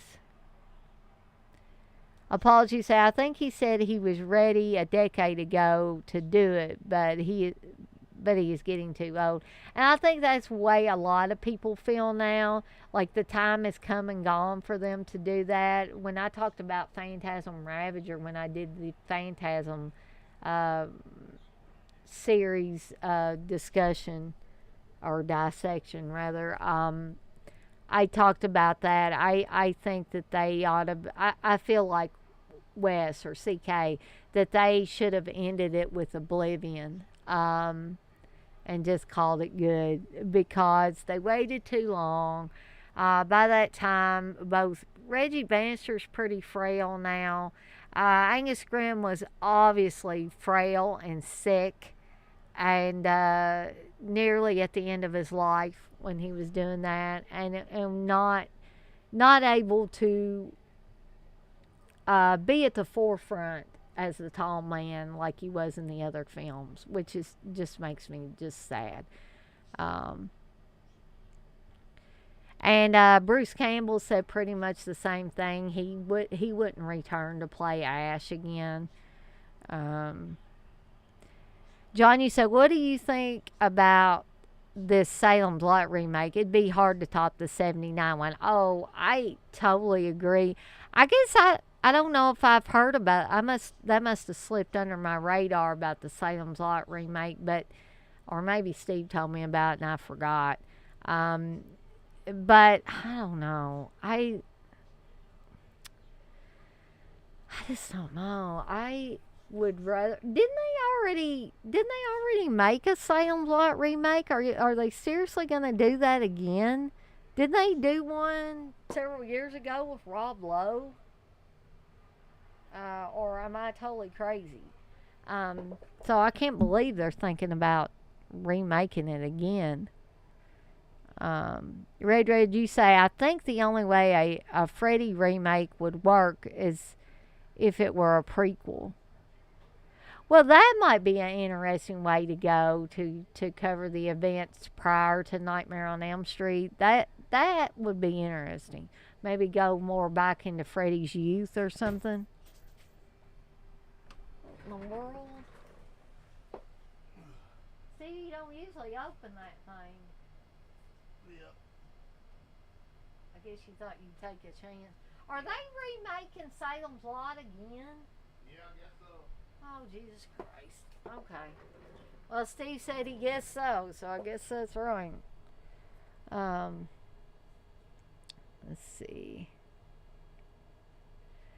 John, you say that was so creepy and a slow burn, but well done. And Count Barlow reveal was awesome. I agree. I there's nothing bad about that miniseries. I mean, the theatrical cut was a little bit lacking, but if you watch the entire miniseries, that really works.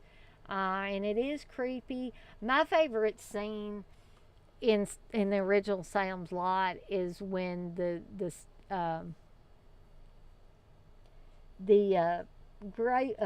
cemetery guy, the cemetery caretaker,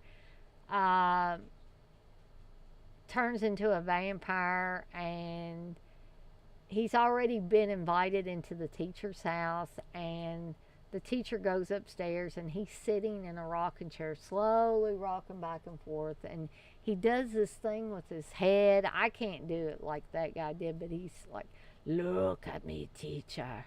And he looks up and his eyes are glowing. That is a creepy ass scene. I don't care how you look at it, for a TV miniseries, that freaking worked.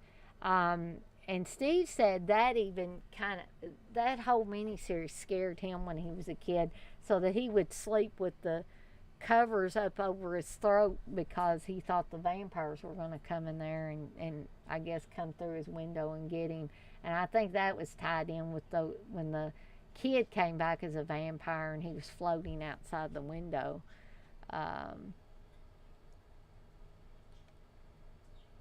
Darren, you said there's no way the new Salem's Lot is going to be anywhere near the original. I agree. Apology said the novel has some good stuff we haven't seen yet, and a movie could work if they stuck with the characters and set up the town well before letting loose the vampires. Yeah, but I'm afraid that they won't do that, unfortunately. Dirk, you say, hell no, Darren, that's my favorite vampire film of all time. It's definitely near the top, or at the top of my list, rather. I have others, but that is a nearly perfect vampire film, in my opinion. Red, you say, Freddy is not a molester, he is a killer. Well, I think Red that Freddy is. I don't know. He was called a filthy child murderer by Nancy's mother in the original Nightmare on Elm Street, but I can't remember which one where they said he was a child molester as well. Like I said, I can't. I'm not saying you're wrong, Red, for saying that, because he was called a filthy child murder. But either it was hinted at or they came right out and said that he was a child molester as well. Which a lot of times the child molester, child murder thing goes hand in hand. They may not kill all the children that they molest, and they may not molest all the children they kill. But the thing is that they have that in them to want to do horrible things, either sexual or murder or both, to children, just because they're really, really sick. John, you say the closest we're going to get to a Salem's Lot was Midnight Mass. It was a great show. I don't think I've seen that one, John. I need to watch that one. Um, Dirk, you say, I heard Nev signed for Scream 6. I'm thinking now all that was just for publicity now. Darren, you say, agreed, Dirk. Dirk, you say, yeah, with Rob Lowe. Okay, yeah, and I didn't like that one. And I like Rob Lowe. Rob Lowe was great in the Stand miniseries. Ben, you say, saw some 80s one of horrors getting new sequels like Mutilator 2 and Dark Knight of the Scarecrow 2. What 80s one-off would you want to get a new sequel? That's hard, Ben, because I'm not sure that I want any of these 80s movies to get a sequel now. I mean, I think Buddy Cooper was going to do the Mutilator 2, which sounds like an interesting concept to me. It really does. But I would have to see it first, of course, to, seal the deal. But I don't know. I just don't. I've talked about this before with remakes. And I know a sequel's not a remake, but I'm just saying some of these things, I just think the time has come and gone. Just don't mess with them now. But like I said, if they do come out, like Mutilator 2, I haven't watched Dark Knight of the Scarecrow 2, but I probably will give Mutilator 2 a chance. I know this isn't an 80s one, but they waited a long, long while to make a sequel to Don't Go in the Basement, or Don't Look in the Basement, rather. And I wasn't too impressed. They did the same thing with Trilogy of Terror.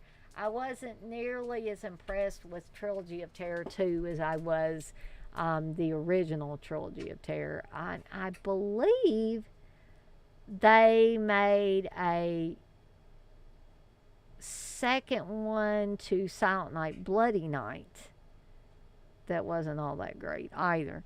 So I don't know. I'm just kind of on the fence about that, about whether I would want sequels from any of those.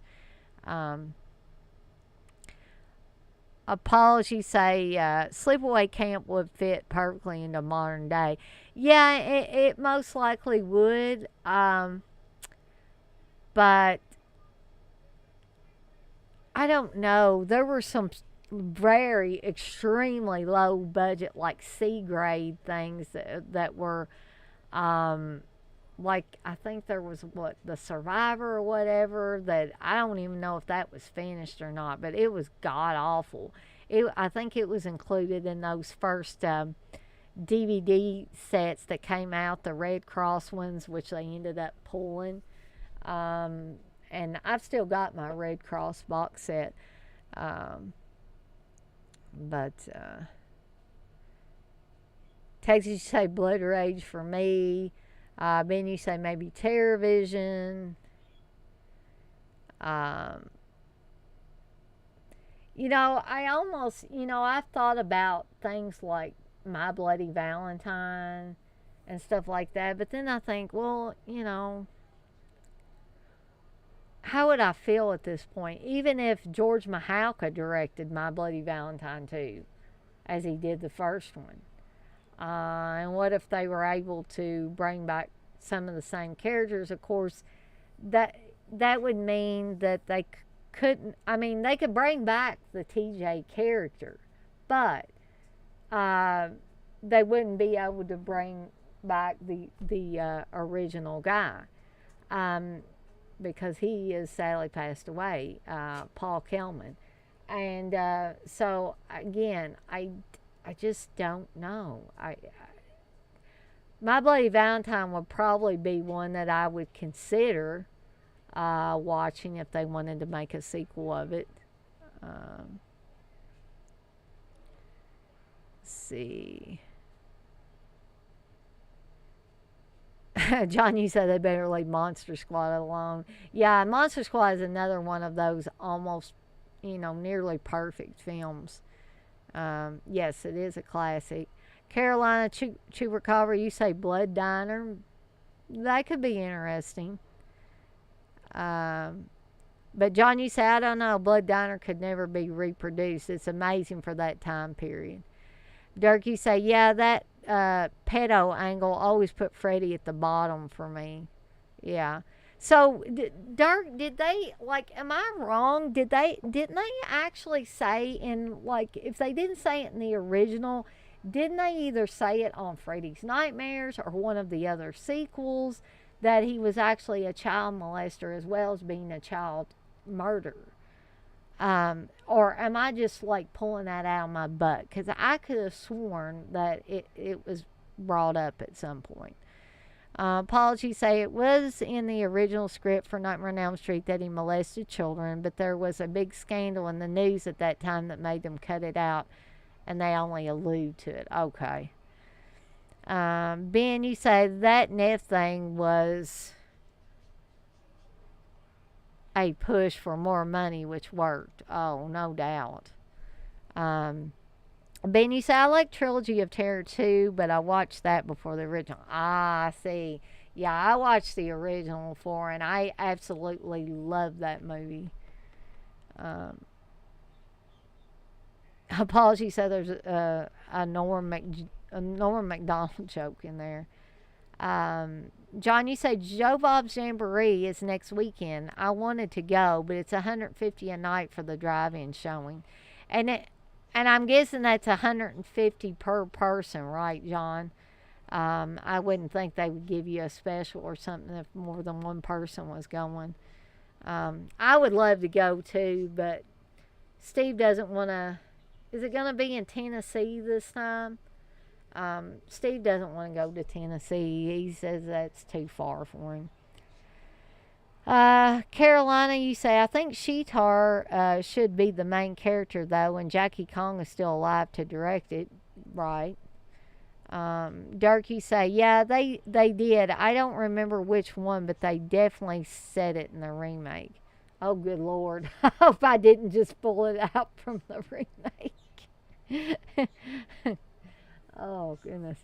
Ben, you say, in the remake of Nightmare on Elm Street, they say he was a molester, but we don't talk about that. Maybe even though I hated that remake, maybe I picked that up from there. But I was thinking maybe in Freddy's Nightmares they brought, or maybe they alluded to it. And I just picked up on it. But that's a yucky thing to pick up on. Okay, apologies. You say I may be thinking of Freddy's Dead, which is possible, which talks about Freddy's past, but I haven't seen that movie in a decade. Hey, Blair. Um, I did want to bring up that I am going to be doing another Extreme Cheese Wednesday this coming Wednesday. And the movies I picked for this time, so you can decide if you want to be in the live stream or not, it are Deadly Spawn and Death Screams. So you can look forward to that this coming Wednesday. And like I said, I'm really considering doing like at least a first part, kind of grading my 4K horror collection. So you guys can also look forward to that. I'm not sure when I'm going to do it, but you definitely can look forward to Wednesday unless I get significantly worse as far as how I'm feeling. Well, I can answer that really quickly and easily, Carolina. It's the Evil Dead remake for me. I don't like the Nightmare on Elm Street remake. I don't envision myself ever watching it again. But, and perhaps because I'm a huge Evil Dead fan and have been for years, maybe that's why I hate the Evil Dead remake more. I really, can't say for 100% certain. But I just think that is just a god awful film to have the Evil Dead name on it. Now, I've said this before, and I'll say it again. If it had been called anything but The Evil Dead, if it had just kept Evil Dead out of the freaking title, they could have called it College Cabin Massacre for all I cared, and I probably would have liked it better. But they had to go and stick The Evil Dead on there. They got Sam Raimi's blessing. They got Bruce Campbell's blessing. They got Rob Tabert's blessing. I'm like, how, you guys made a great horror movie years ago. How can you give them blessing to make this piece of shit and stick The Evil Dead on it? I will never understand that.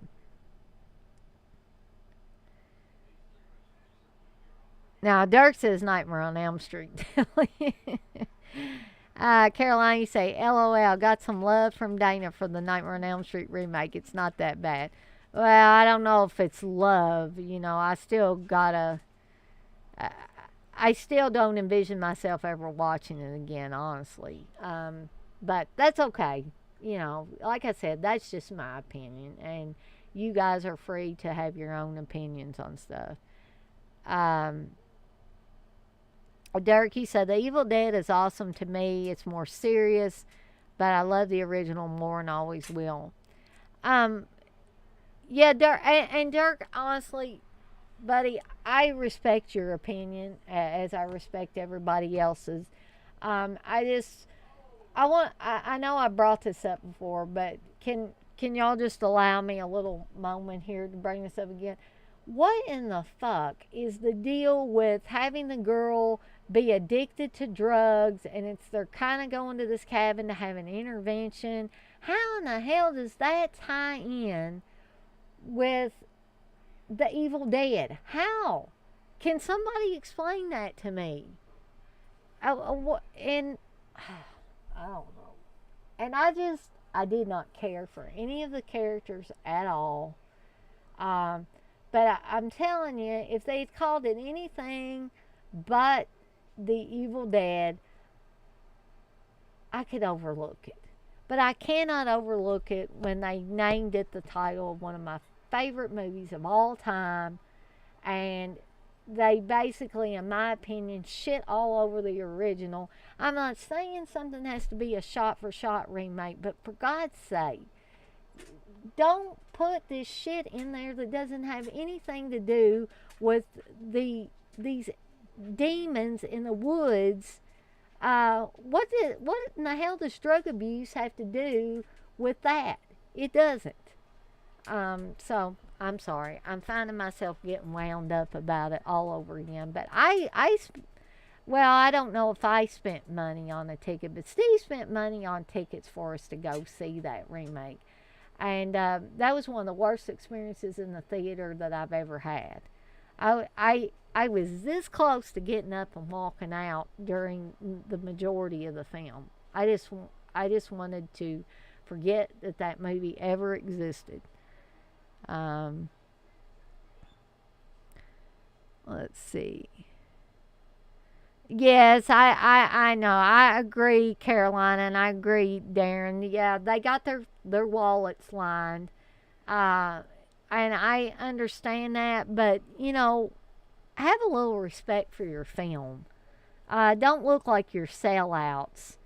And just because somebody offers you money, oh, sure, go ahead, But,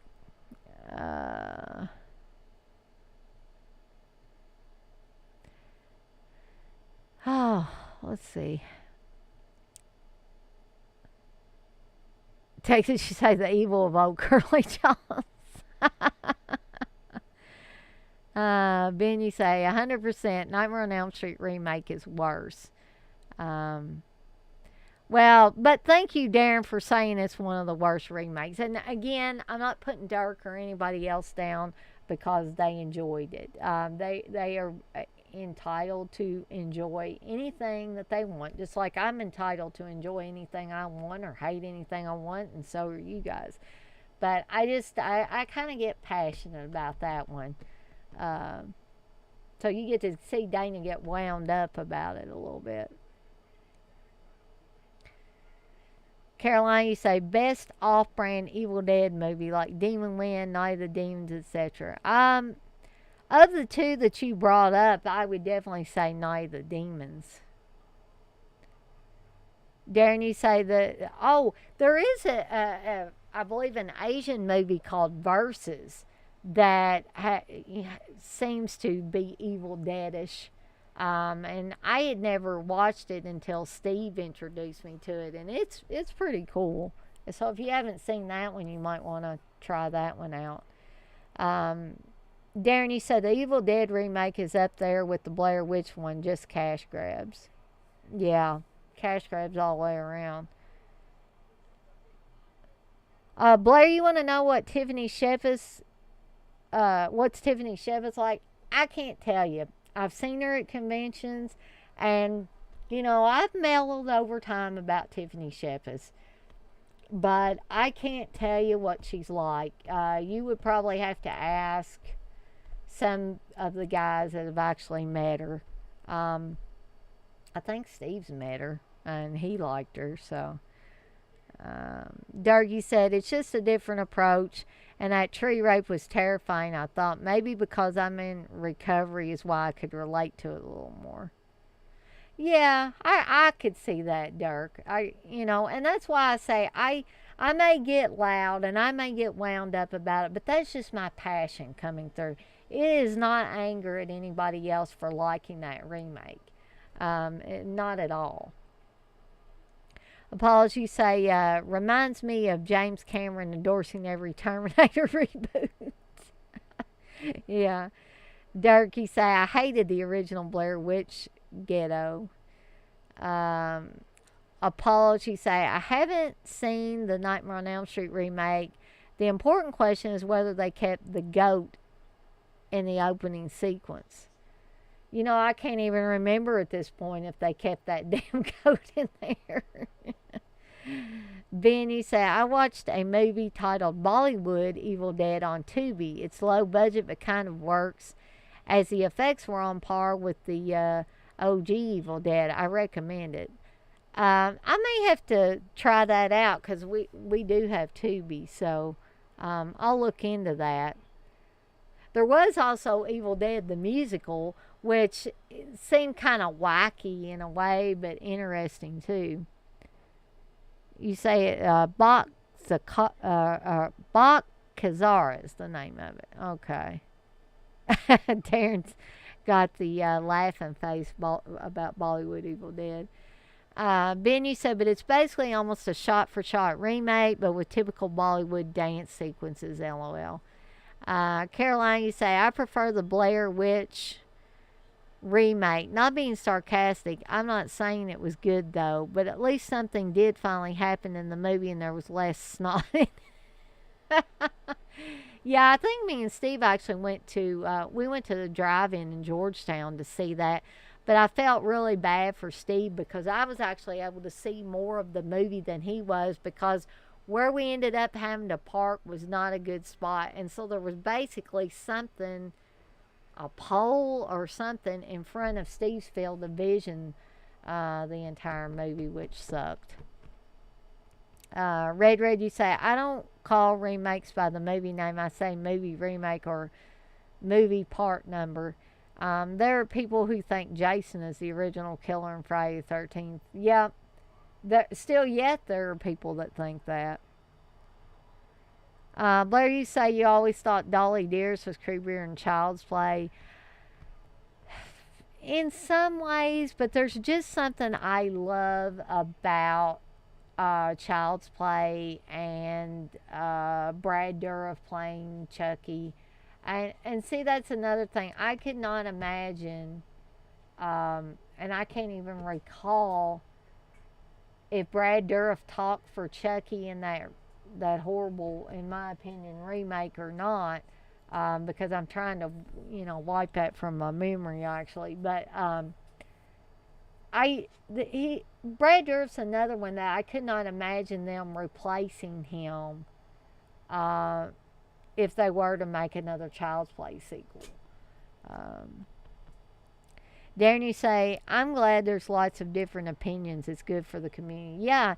Well, imagine how boring it would be if everybody thought exactly the same. That would be weird and creepy. That would be something for a movie. Dirk, you say, have you ever seen the Asian film House? It's a lot like Evil Dead and came out before. Yes, I have, Dirk. Steve actually introduced me to the movie House when we were dating. And all I can say is LSD and singing watermelons. And if you've seen that movie, you'll know exactly what I'm talking about. Uh, Dirk, you say, this has been a great stream. Always like hearing different perspectives, even if I don't agree. I'm like that too, Dirk. I am. Like I said, sometimes I get loud and expressive and all that stuff, but it's just because I'm passionate about these movies. And I actually, this makes me feel revitalized. And even though I'm sick, getting passionate and telling you guys why I'm passionate about a certain movie or a group of movies is really helpful for for my well-being. Um, Caroline, you say, Hasu, there used to be a hilarious fan-made Hasu music video set to Rock Lobster. Don't know if it still exists. That sounds really cool. Ben, you say, Luke Skywalker voiced Chucky in the remake. Oh, really? Well, I mean, I love Mark Hamill, but, and I think I remember Steve saying that now, or somebody saying that. Darren, you say you'd be surprised how many people on Facebook will delete you if you disagree on a film. Oh, yeah, I know, Darren. But to me, that's just petty and childish. If you're going to be that way about stuff that you're just going to delete people that don't have the exact same opinion as you on everything, then you don't really need to be discussing your likes and dislikes with anybody, because evidently you can't take different opinions on movies.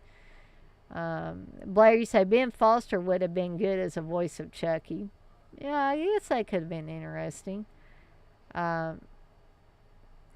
Blair, you want me to ask Steve who's going to win Money in the Bank tonight? Okay, I will. Hey, Steve. Steve. Yeah, Blair's asking who's going to win Money in the Bank tonight. no idea. Blair, I don't know if you heard that, but he said no idea. So I guess he hasn't, maybe he hasn't put much thought into it. I don't know if he's playing his game, his wrestling game, or he's actually watching wrestling right now. I just hear it back there, but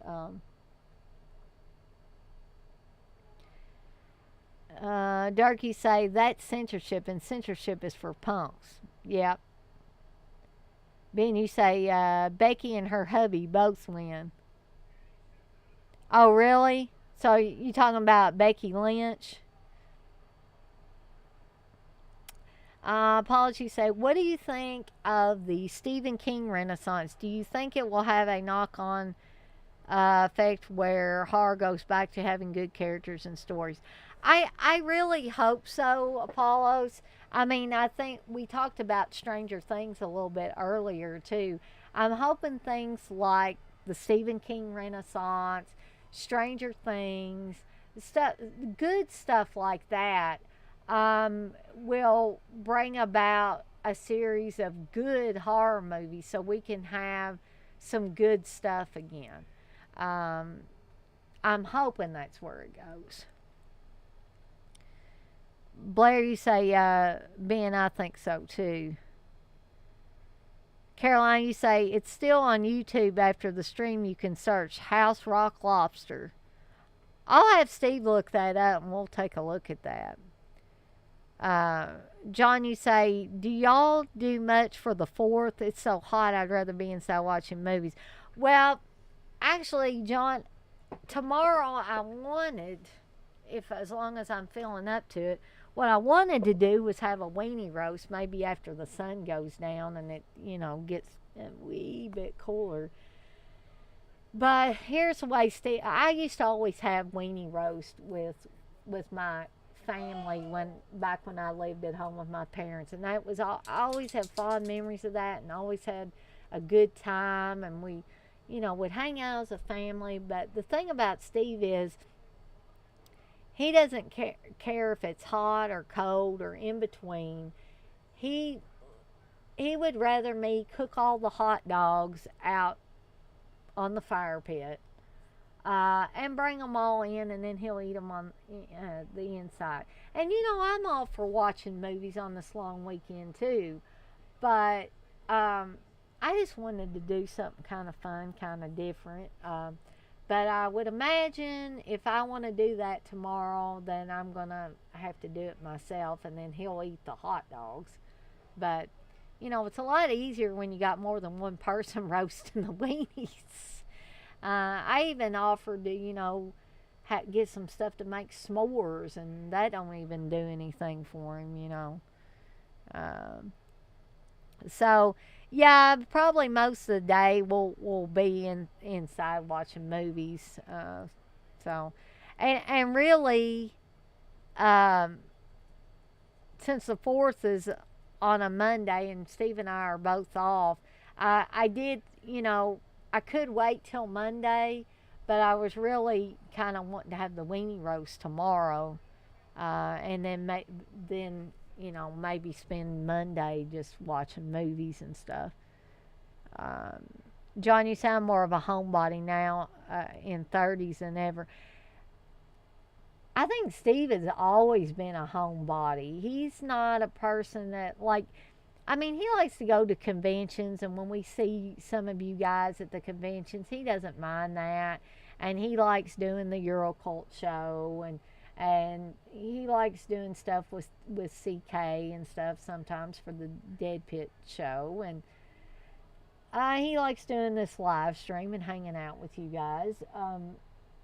But for the most part, he's really, I kid about him being antisocial. He's not really antisocial. He just wants to keep to himself and do his own thing and watch movies. And he doesn't bother anybody, and nobody bothers him. And that's the way I look at it anyway. Ben, you say Stranger Things season 4 is my favorite horror of the year. I think the shows just keep getting better and better. The seasons keep getting better and better. I was hooked from the first season, but they do, in my opinion, keep getting better and better.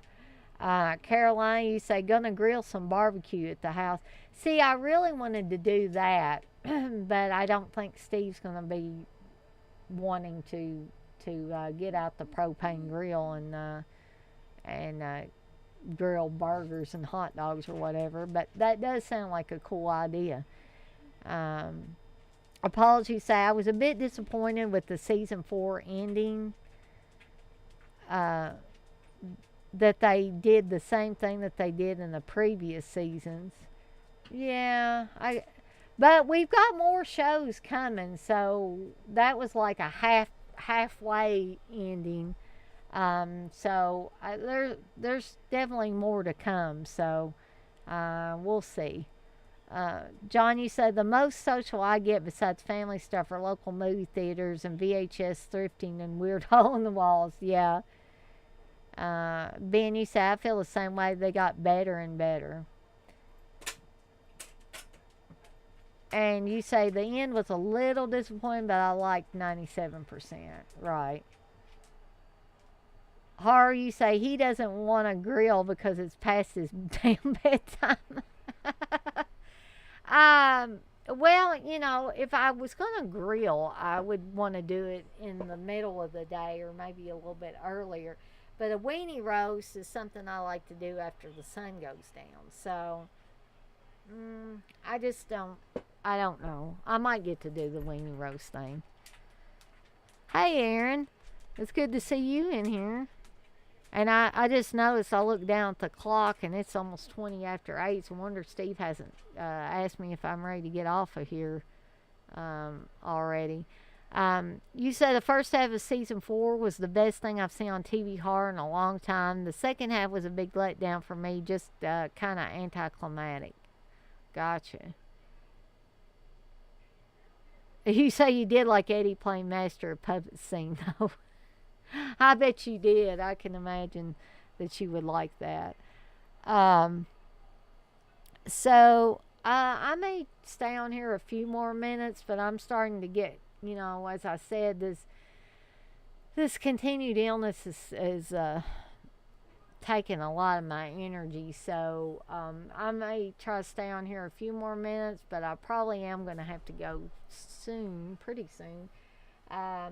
So if you guys want to ask me anything, comment, suggestions for future live streams from me, or anything else you want to bring up, I'll be glad to see what you type in there. Apologies say they won't end it right because it makes big bucks for Netflix. That's always a possibility too.